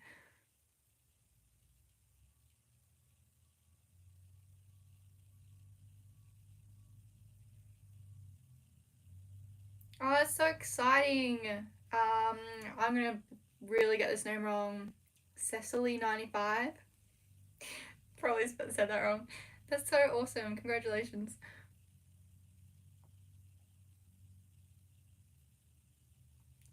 A suit of armor. I have worn protective glasses, but since changing from the Singer Heavy Duty to the Juki, I have felt like I don't need it because that just goes through everything. Doesn't matter how thick it was. But that, like, you could just feel, the something's going to snap, something's going to break. I'm like always like this, sewing, but not with the Juki. So I stopped wearing the glasses.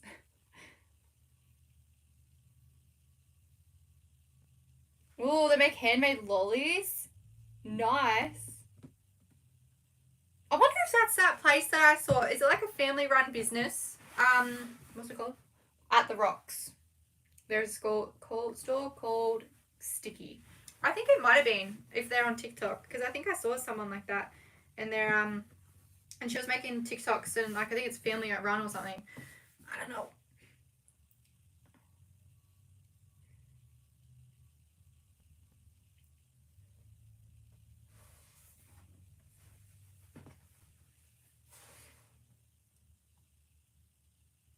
Oh, midnight in Texas, I think. Is that what that would be? Texas, how I am. Oh my god. Yeah, it is. Don't worry. I use I don't know what sort of needle I use. I used to use like Super Stretch on all them though. Like I'll just use them for everything. Super Stretch. Because I would be changing constantly like what fabrics I was sewing. I don't know what needle I use for this. But whatever needle he chose for me was the needle which he said would work for my fabrics that I sew regularly. I wonder if it says it somewhere. Needle type 16. 16 by 231, I think. But yeah, that's because like I got my machine set up at the store and like he gave me all the needles and stuff and like I told him what fabrics I sew and like brought them with me to like sew them. So yeah, he was really good to deal with. Can't remember his name now though. But it was someone's uncle or something. Someone commented on my video once.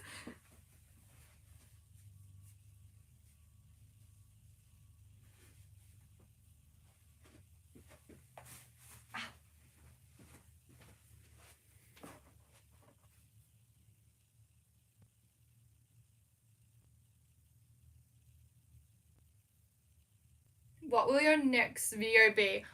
My next video, which will be going up Thursday night because it's already edited because I edited it last week by mistake, is my packaging video. So, yeah, it's just me packaging everything from my end of financial year sale. End of financial year sale, yeah. But I didn't package everyone's order on that because my sale was like 2 or 3 weeks long, I only packaged the first lot of orders, which I think were from the first 11 days of the sale. And then some of them I missed out on because I didn't have the stuff made.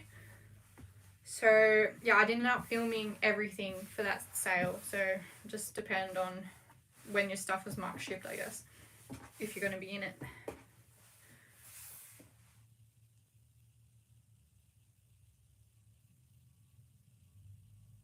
Have you considered a bobbin winder or purchasing field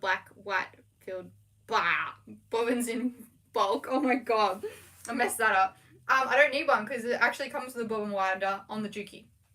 So when I'm sewing, I can have it all set up and it sews, like it spins it at the same time I'm sewing. You can do it without sewing, but it's so much easier to do it with sewing. Someone pointed that out to me because I was complaining about having to fill up bobbins, like you have to like pull everything apart and like do things. Yeah, so much easier that way. Yeah, so I don't actually need like a bobbin winder or anything because it has one inbuilt.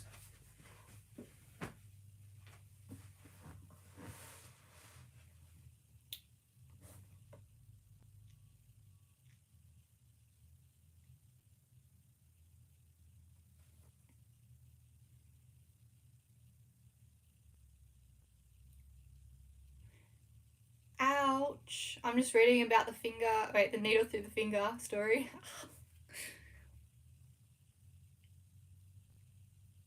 And it became a seamstress after that. I reckon if I did that when I was 4, I would like be turned off sewing machines forever.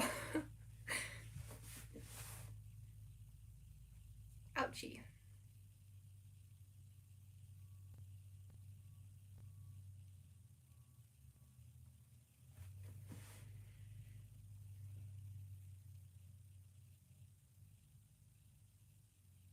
sticky as family run. Maybe it is them then. I said it right. Yay. I'm really bad at pronouncing names. Yeah, okay. I think I have seen them on TikTok. Oh my god, it's so exciting. I want to go there. Hopefully it's close by, or hopefully I can get an Uber there or something.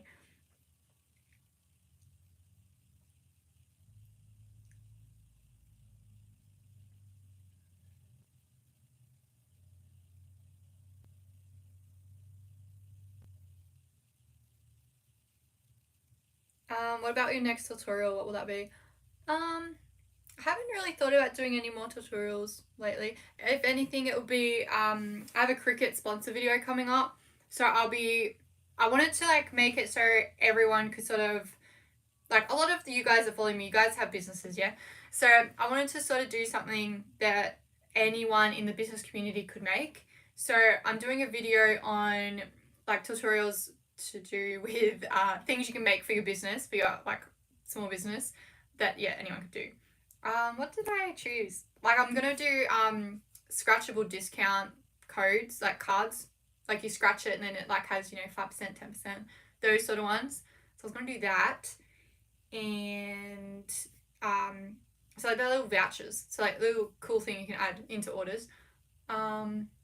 There's a whole bunch of things, random things I came up with.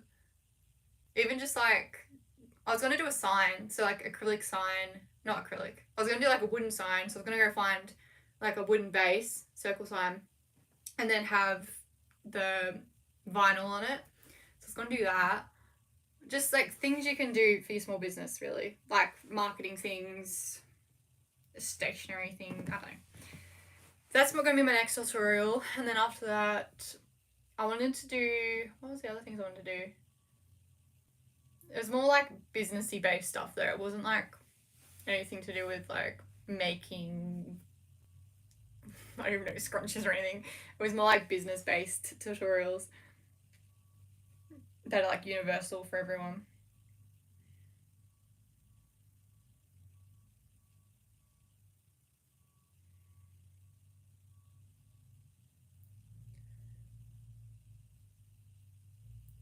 Yeah, I got an overlocker. It's just a cheapie, because I don't know if I'm gonna like sewing, but yeah, I got one. I got it because I want to start making YouTube videos of me making things like garments and stuff for myself.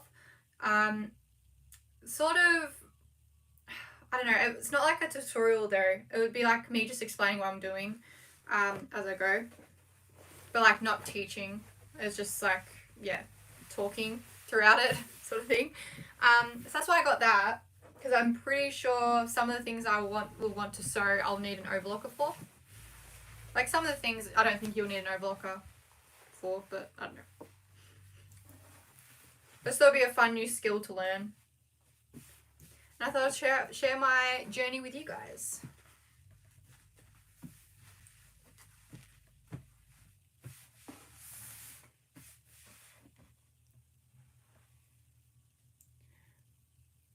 You need to do a long flow video soon. She's so adorable.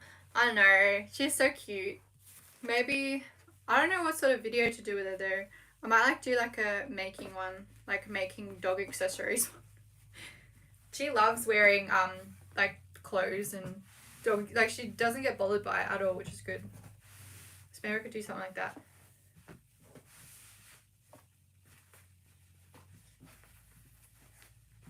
Oh god, that just jumped up 10 people. Hi, new people that are watching.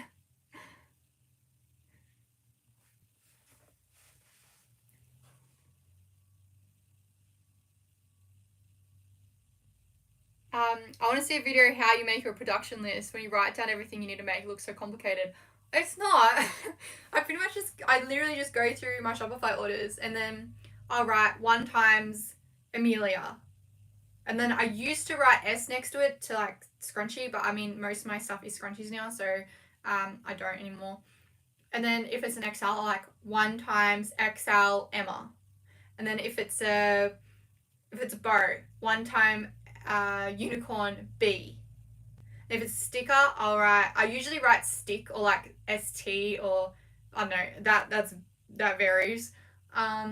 DIY, like I'll just write DIY, then whatever the pack is. What else do I sell? Like the scrunchie stands, SS stand, oh no, SS large or small, because I have large and small ones. And then I will mark them. So like all the XLs, I'll just do a circle with it with the XL, and it'll be purple. And then all my bows, I do a circle on the B, so then I know it's a bow. All the MS, which is mini scrunchies, the PET, that's petite scrunchies, DIY, anything that's random, I'll circle it or highlight it in yellow. Oh no, I got a system. I just probably overly explained that for no reason, because who cares, but yeah, I got a system for it.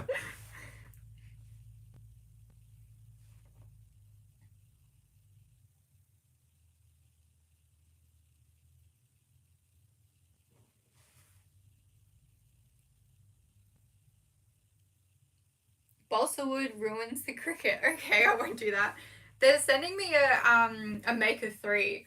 So I barely use my actual Maker, so I don't know what I'm gonna do with that now. But yeah, I'm gonna just see. I have all these things like that I could use with the Cricut. I have the engraving tool. I have so many different things, and they've sent me the embossing tool. They sent me all these other things, but I already had so much that I've never even used. I really need to like make some stuff with it. I don't know what to make with it though. I get like so, I don't know. I get flustered. Like I'll be like, oh, I have free time. What can I do? Oh, I'm just gonna do nothing. I don't know. Like I never think, oh yeah, let's make something with the Cricut. I probably should make some stuff with the Cricut though. What other things? I did make stickers, so that was alright. I like making the stickers on there. But yeah, I have so many things. I like, oh, the bags. I want to do the calico bags, because I have all of the materials for that. And I have all the bags, but the bags smell weird. They smell like that weird calico smell. So that's one thing I can do. Maybe I'll do like a video on that, just like printing heaps of them out. Oh, and I think with smart vinyl, you can like print out, like you can cut out heaps of things at the same time. I have no idea how it works. I'm gonna have to like do some research once it comes in. But yeah, that'd be cool, rather than having to do the mat. Because yeah, the Cricut 3, the new one, you don't need a mat for it, apparently, if you're using the smart vinyl. So yeah, I'll give that a go. See how we go. This is also a very, you're either gonna love it or hate it fabric. It's orange and pink, and it is falling to the ground right now. Oh, coming up. It's so slippery. Stay up there.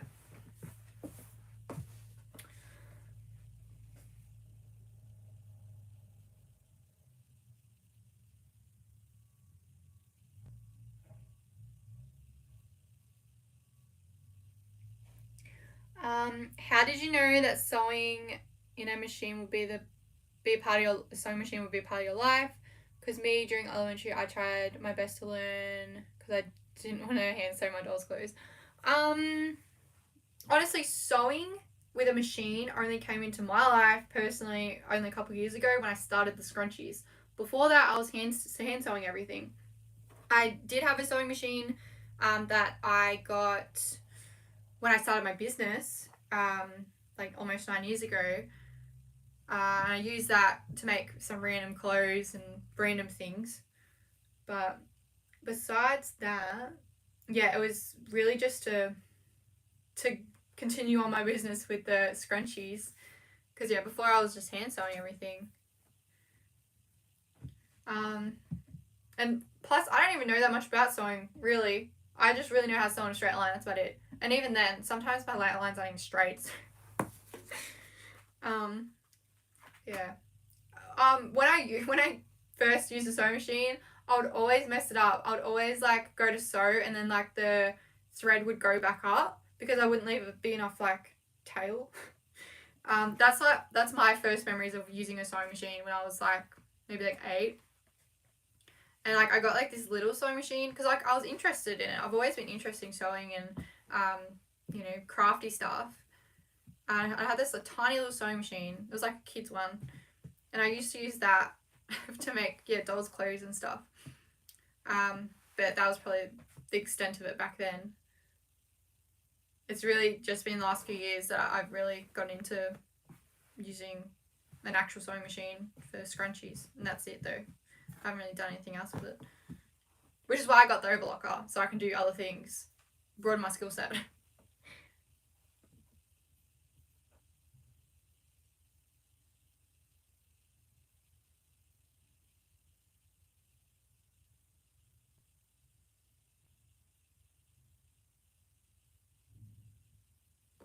Yeah, that would be really hard.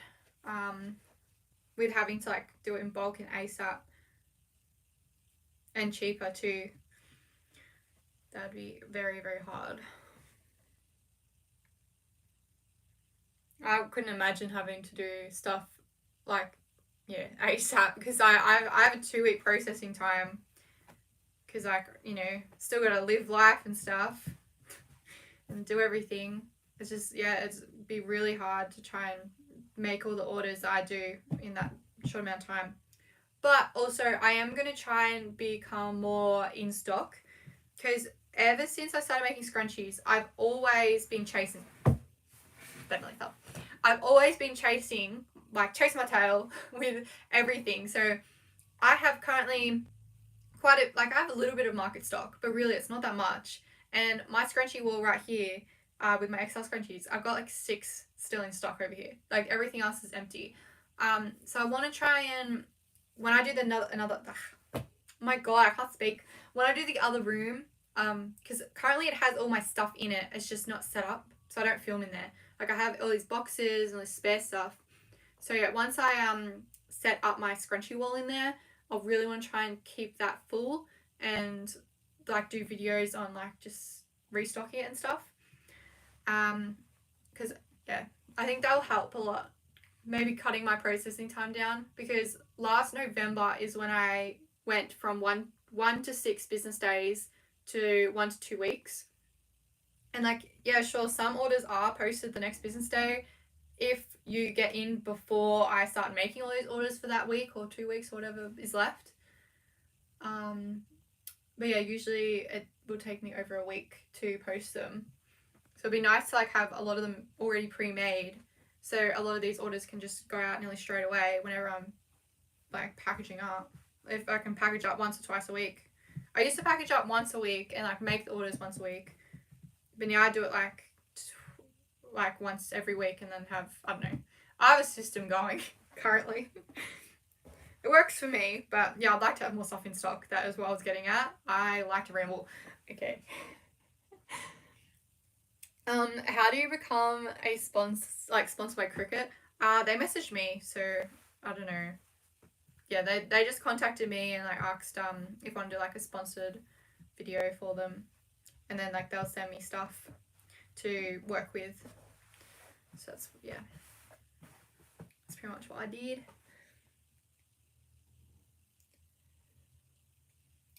What's the difference between petite scrunchies and mini scrunchies?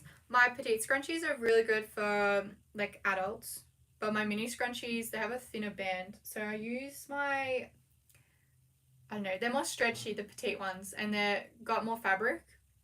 So I use like triple the amount of fabric on them, and they're just like skinny scrunchies really.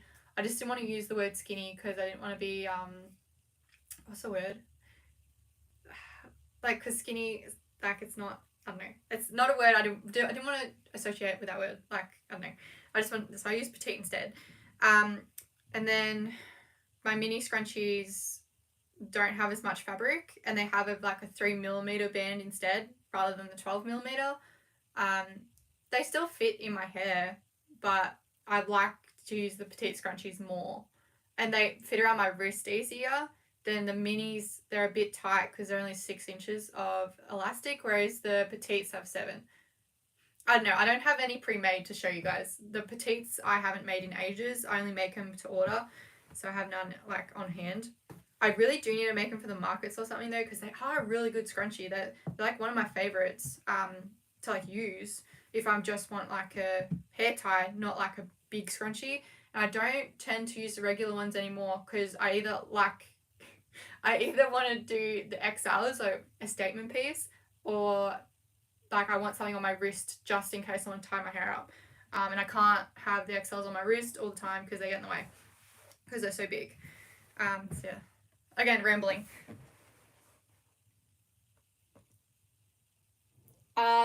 This pink orange wavy fabric that I've been trying to fold up for the last 10 minutes is from Spotlight. I don't know what sort of fabric it is though. It's very slippery.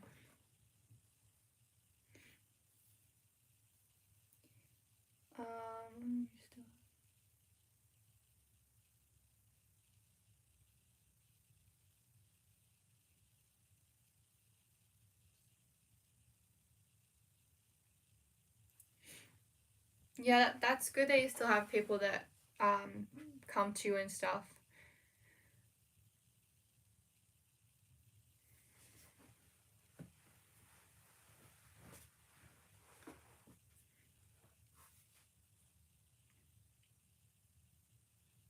What are some of the fabrics you bought in the past that don't sell really well? Probably like the plain color ones. Plain colors don't sell that well if they're I don't know, if they're not satin, they don't sell that great. But also, I bought like a range of things. I'll grab them. You'll get these sort of ones. Wait, where's the camera? Here. So none of these have sold that great, and I have heaps of this sort of fabric. These are all different too. Maybe because they look so similar, I haven't sold heaps of them together. I don't know. So these are probably the ones I haven't sold that much of, but I was sort of expecting it to. That's okay. But yeah, so they're probably the only ones like recently. But they'll sell eventually. Everything always does. It always sells eventually. I've never had to like throw out fabrics or like get rid of them or anything.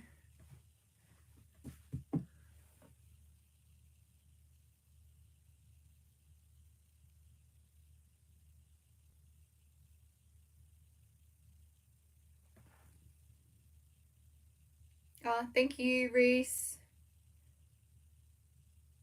Wonder if you're the one that ordered from me. So it's different spelling to my partner. But Reece. I noticed there was someone that ordered from me with that name too, with that spelling of Reese. Oh, candle making business. Congratulations, that's so exciting.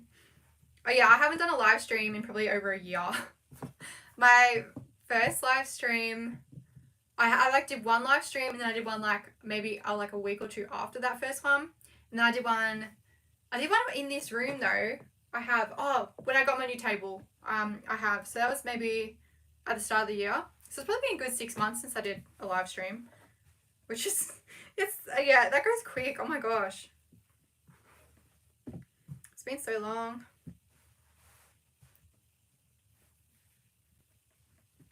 I mean, I love doing live streams, but I mean, I don't get much done. Like, what have I folded? 1, 2, 3, probably like 15 fabrics I folded in. It's been 2 hours already. Oh my god. It's been 2 hours. Oh wow.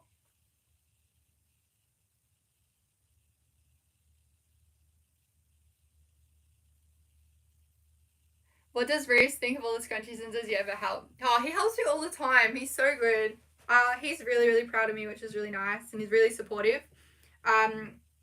Sometimes he'll just come in and give me, like, if I'm stressed, he'll just come in and give me a hand, like, without even me asking. But yeah, if I ask him to help, he'll come and help me as well. And like, he'll offer to help me at markets and stuff when he's home. So it's really nice. He helped me with the packaging not long ago because like I was super stressed about getting them all out by a certain date, and he helped me like make a heap of them. So yeah, he's really, really good with that. So he has like certain jobs that he can do. I hate these boards. They're not as good. They're so flimsy.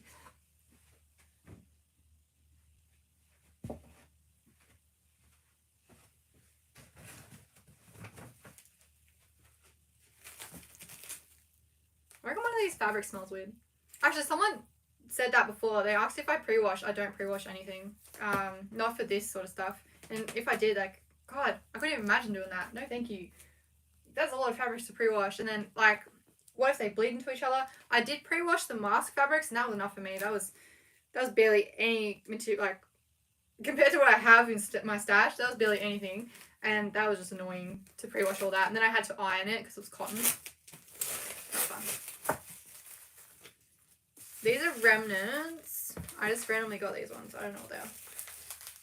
Oh, someone commented it again. There you go. Someone did say that, like, way up, and I forgot to answer it. Oh, I love this one, though. This one's, like, a gingham one, and it's got little sparkles in it. It's so pretty. I've already got that in my stash somewhere. I hope I'm not, like, getting this dirty from, like... Oh, I'm not. It's all good.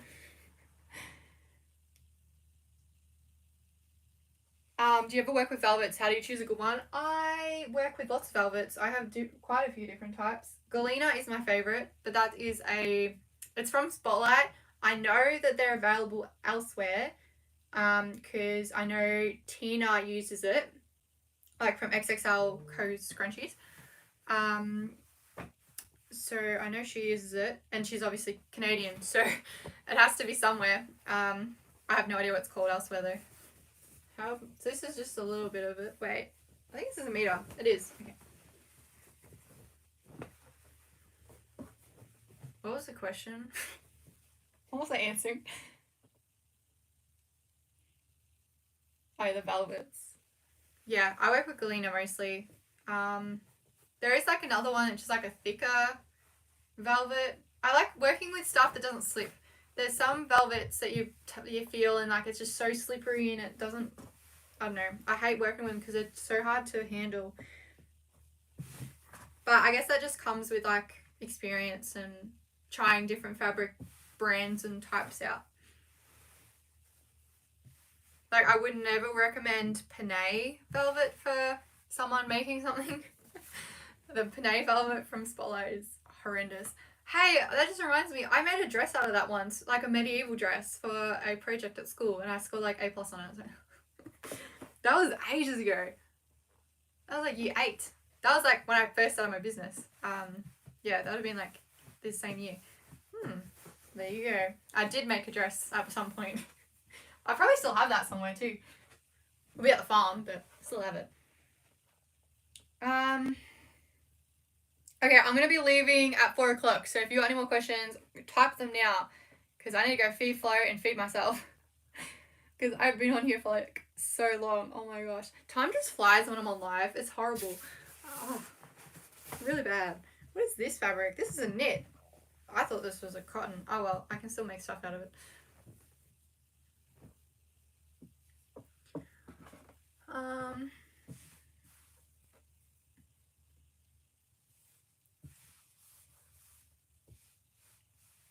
Thank you, Camille. Is he going to keep working offshore half the month?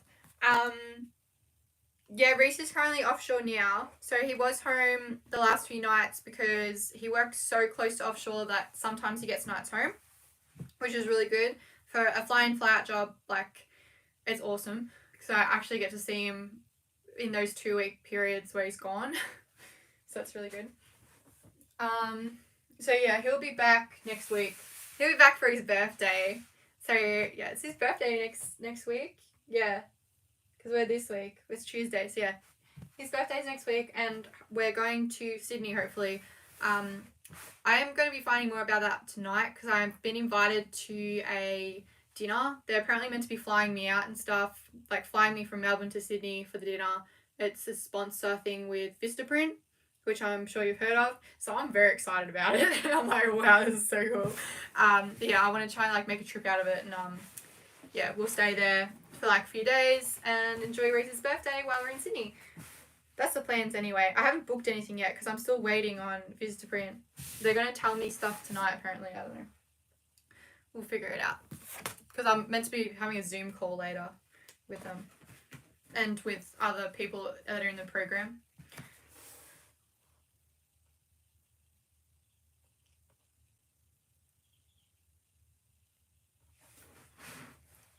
3 loads of washing. That is very good. I really need to do all my washing. I have that much stuff sitting on my bedroom floor that needs to get hung up. Oh my gosh. I'll be doing that tonight, I reckon.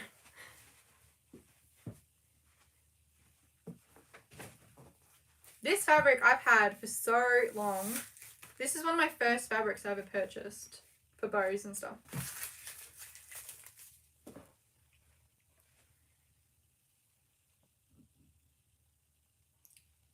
Do you still sell masks? Yes, I do. Do I? I don't know. I think I got rid of them online because I was like, oh, I can't bother making these anymore. But I don't know if I re-established them because I did end up making one for a customer order. And I was like, this isn't even that bad. Like, why don't I even get rid of them? Because I think they're coming back on, aren't they? For New South Wales, they're like, oh, wear your masks. I don't know. I got like some notification before. I don't know if it's like, you have to though. I don't know.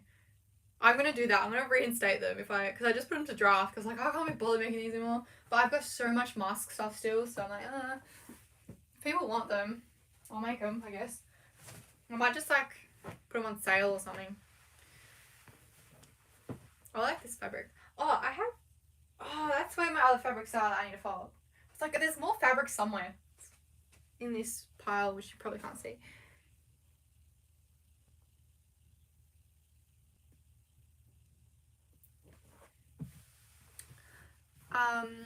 The way you two have things set up seems perfect. You both get periods to concentrate on work and then have biz time together.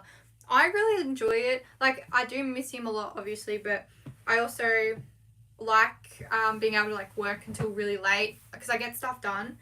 Not that I work late every night. I used to, but and we can also like FaceTime and stuff. I know it's not the same, but it's still alright.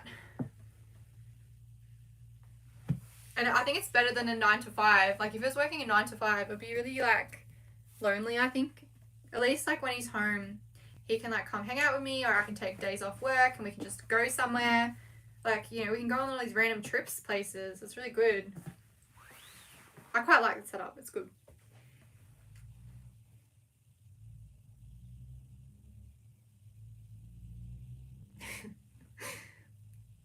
Yeah, I'm laughing at what Kaylee said. Funny.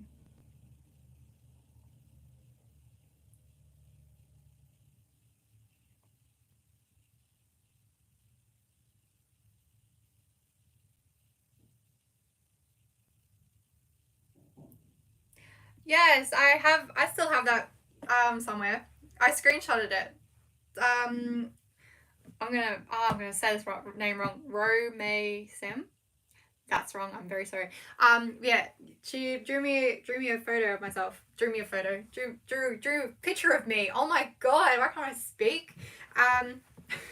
Yeah, and it was really cool. So like, that's still in my camera roll. I have that saved. So yes, I do remember that. It was really cool. Thank you. Can we see Flo? I promise you, I will bring Flo in just before I get off live. I bet you she's at the door because she's probably starving. Her dinner time's at 4, and she will, no joke, be knocking at the door like at 3:30 going, where's my food?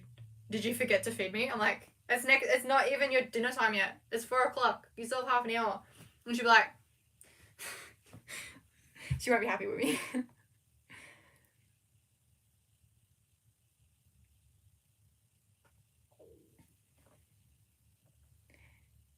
Yes, noise cancelling headphones are the best.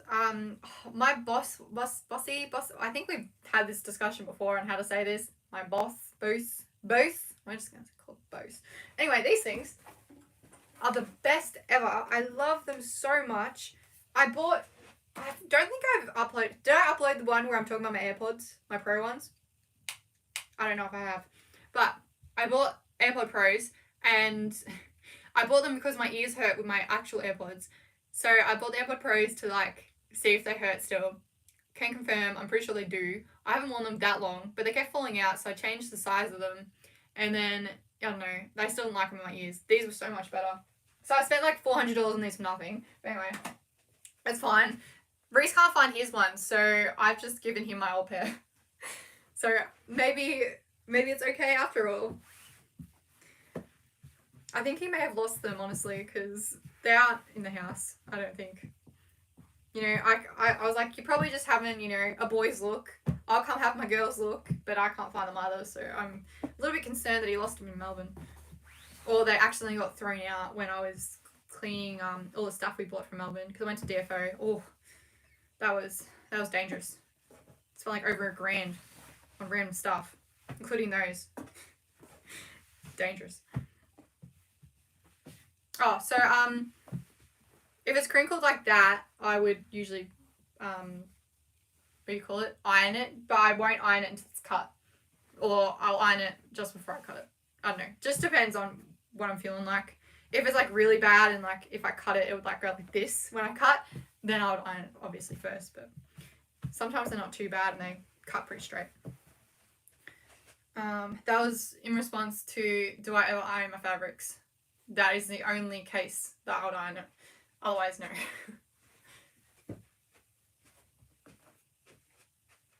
What else we got?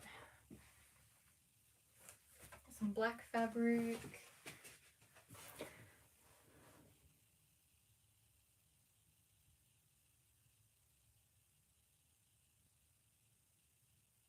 Bows. So you reckon bows? Rose, bows. Bows. Is that really how you say it? Like B-O-W, like a pear bow. Bows. Bows.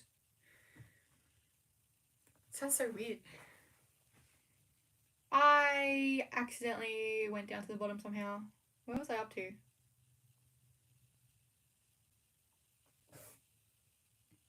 Yeah, the fibers from velvet's not fun. Especially, I bought like these fluffy ones. God, they were just everywhere. Everywhere. What's your least favorite part of scrunchie making? It's actually, with my tube ones, it's folding that little piece under and then pulling it over the other side. That's my least favorite because it takes so long. But it's still quicker for me to do the tube method, and I like the tube method more than doing the burrito method for the regulars. So, oh, that's probably like my worst one. And then burrito, I don't know. I don't like how I have to like, you know, sew differently for the burrito. I have to like leave the gap and like keep doing this.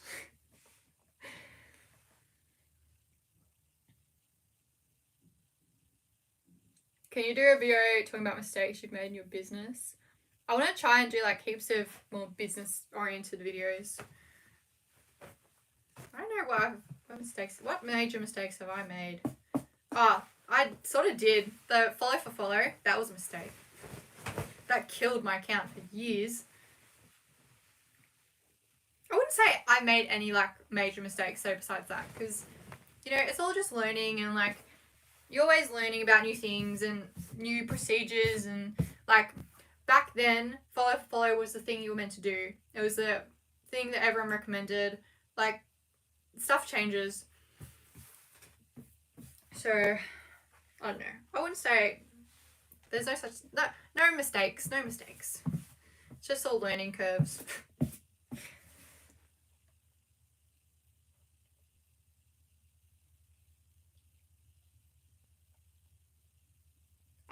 What are your plans for the future with your business and having family and stuff? I'm not looking to have children anytime soon. That's more of a like in the future plan, not now. But as for, so that's like family stuff.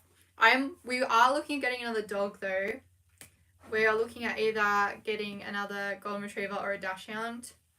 So yeah, to extend our family. And as for the business, I really want to keep doing YouTube. Which I know it's not technically the business, but it's sort of like a business from my business. It's like two different areas. So I really want to try and put more time and effort into YouTube. And even if that means like, you know, not getting as many orders on my scrunchie platform, that's fine, because I actually make like the same sort of amount of money on YouTube, even more really. I definitely have the potential to make even more money from YouTube than I do with the scrunchies. So yeah.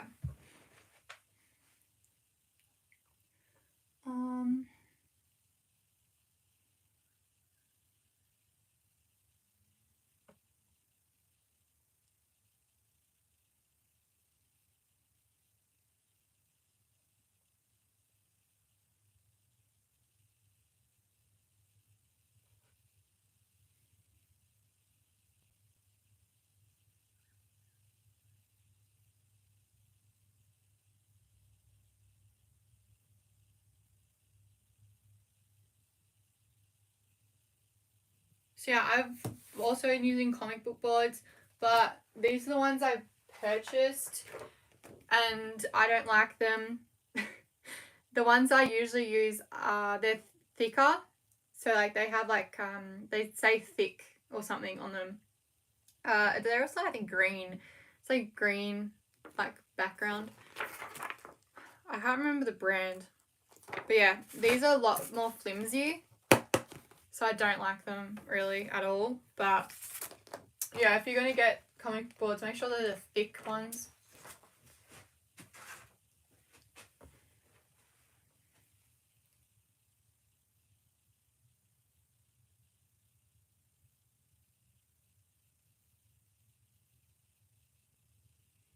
Do you prefer to do one type of thing in a day or mix it up with different things? So, it really depends on what sort of day, my mood. Like, today I've done really nothing except shop for Reese's birthday presents and fold fabric and go on a live with you guys. But like usually I would, like if it's a market day, I'll do like everything in bulk. So I'll cut everything in bulk and then I'll sew everything in bulk, flip the scrunchies in bulk, that sort of thing. And like, I guess you guys sort of see that on my channel anyway. Like I'll do everything in stages, but I won't do like a full day of just one thing. I'll have to like change it up a bit. Yeah.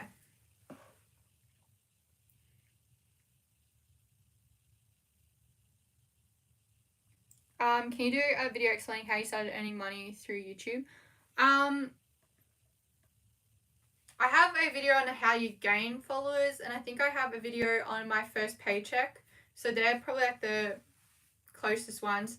It's really easy. You just need to start the YouTube, get 1,000 followers or subscribers, and have 4,000 watch hours. That's it. So how long did it take me? I think I started my YouTube channel in July to start it. I didn't post, like I posted that one video which was the labels, how to make sewing labels. Then I had the masks, so that took me like probably 2 months to complete all the mask orders and like just sort of get back into the hang of doing other things. So then I started posting videos nearly every week after that. So it was probably like August, June, July, August, September even before I started posting regularly. Once I started posting regularly and like posting on my Instagram to like say, you know, come follow me. I think it took me until December to get monetized.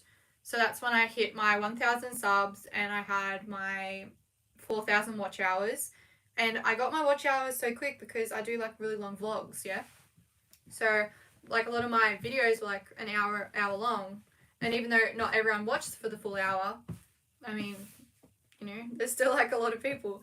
And also I had a video that went viral really early on. I had, it was like making 1 million scrunchies or attempting to make 1 million scrunchies. That went viral. So that helped as well. But I think that went viral near the end of my almost reaching things. Because that went viral, I think, at the end of December. And then January was like massive for me. Massive in growth. I haven't had a video like that since I started though. I haven't had a viral video like that. So I'm just like sort of like plottering along at my steady rate. But yeah, I like gained thousands and thousands of subscribers within a couple months when that video went viral. It was really cool. It went viral twice too. Like went viral and then it like slowed down and then went viral again, like even further. Definitely worth making a YouTube channel though. It's awesome.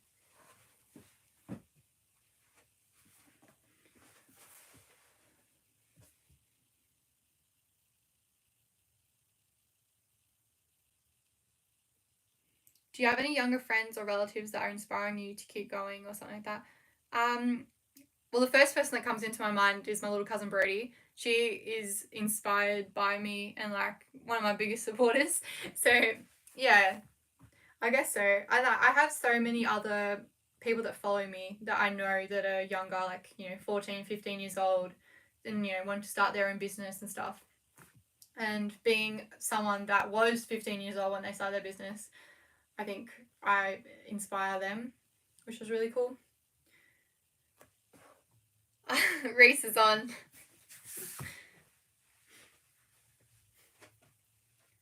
Can you spot his profile picture? It's me and Flo.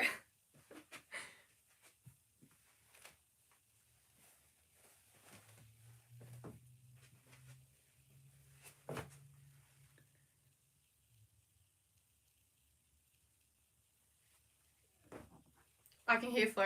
She's hungry. Okay, I'm getting off in like 2 minutes, so if you have any more questions, type them now. And then I'll show you Flo before I leave.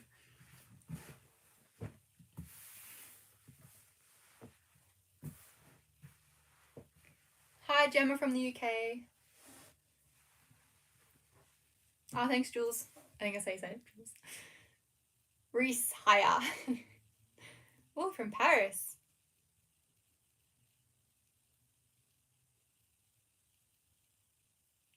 How do you feel about being a small business owner and being forced to be a content creator, apart from the money part?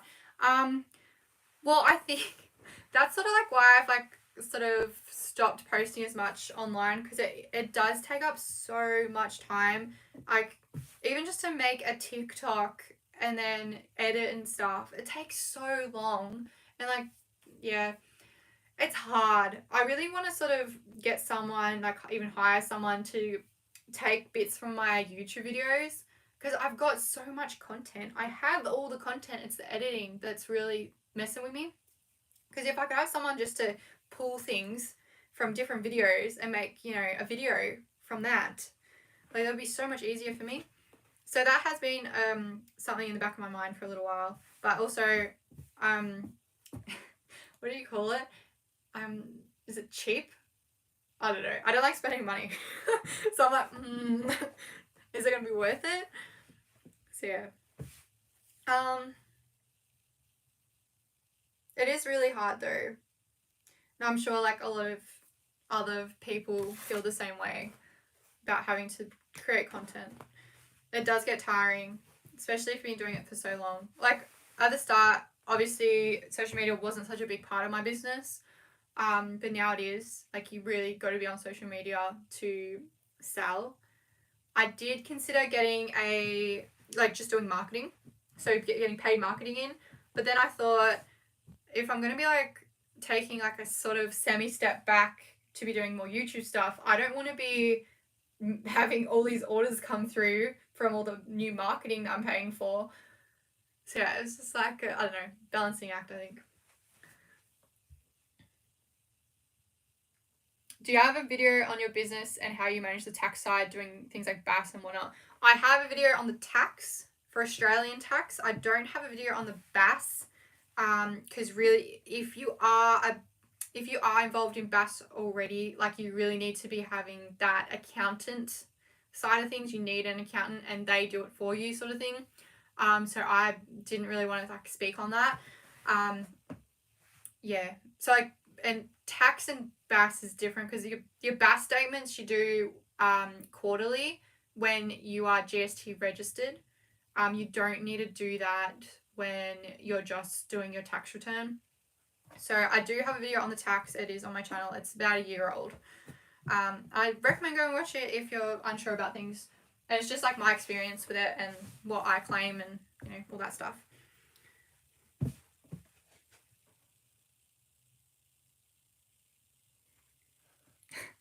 Thanks, Simone.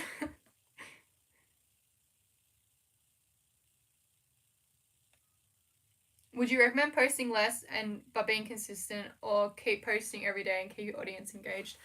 When I left for my holidays and didn't post for a long time, it really took a massive hit on my growth and on people being able to view my stuff. So, I mean, it's really hard. Like, you can just post the content, but like, even if you're just posting stories, like just going through your feed and just re-uploading them to your stories, that's gonna help and do something. Even if you're not posting the new reels or new like Instagram posts, at least you're still there. You're like, even if you're just posting random things on your stories from your page you've already posted before, like, it's still gonna help you. Because because I've been on 3 holidays this year so far, and it's really taken a hit to the Instagram, I will admit. And it's hard with the reels because you kind of really need to keep consistent with them to get a good amount of views. Because even if I post a really good reel, it won't really blow up unless I'm posting consistently, sort of thing, I found.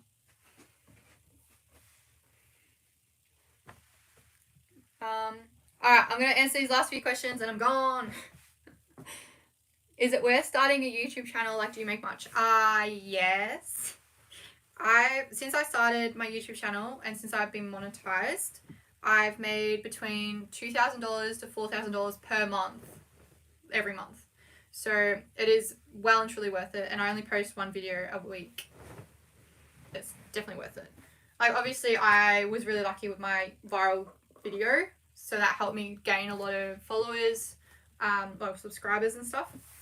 But it's definitely worth it if you can post good content. Not that my content's really that good. I like watching my content and going, how can anyone like this stuff? I'm sorry. I'm like, God, I'm boring. Like, what am I doing? I'm sewing the exact same thing over and over again. Which is why I want to try and do the overlocking stuff. And like the sewing of the op shop stuff and sewing of the, just to add a little bit more something into the videos. Because like, everything is the same. It's like market vlog, sewing my studio vlog. It's like all the same stuff over and over again. So I want to try and bring you guys something different. Because I feel bad. It's like all the same. Like, I mean, that's all I do though. But I don't know. It's getting repetitive on the channel, I think.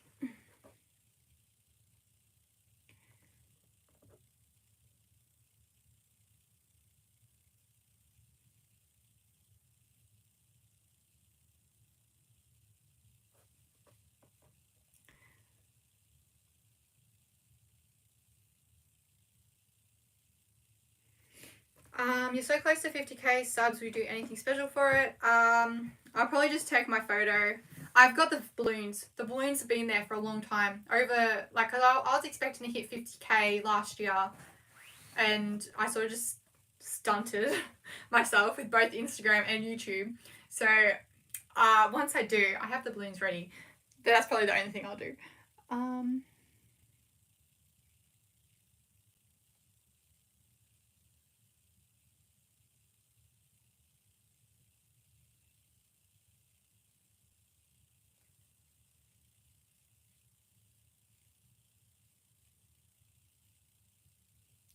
How do you bring in new fabrics and stay on track as well as what will sell and what will not do as well? I see things I like and I buy it and I hope it sells. I don't really have any sort of like method behind it, to be honest.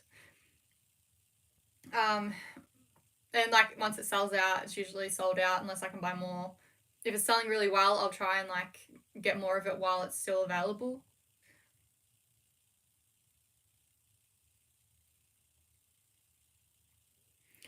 Alright guys, that's it. It's 4:04. Where is she? Wait, I better do this one first, because otherwise it's just going to sit here. I'm going to go get Flo. She's probably literally on the outside of this door right now. I'm not even joking. Let's have a look. Hello, princess. What are you doing? Hi. Here. Say hello to the camera. Say hello. Who's that? Who is it? Is it your dinner time? Yes? Is it dinner time? Is it dinner time? Okay, we're going to eat dinner. And I will see you guys next time. Thank you very much for watching this very, very long live. And yeah. Bye everyone. Thank you for joining in. I don't know when my next live will be. Probably another 6 months away.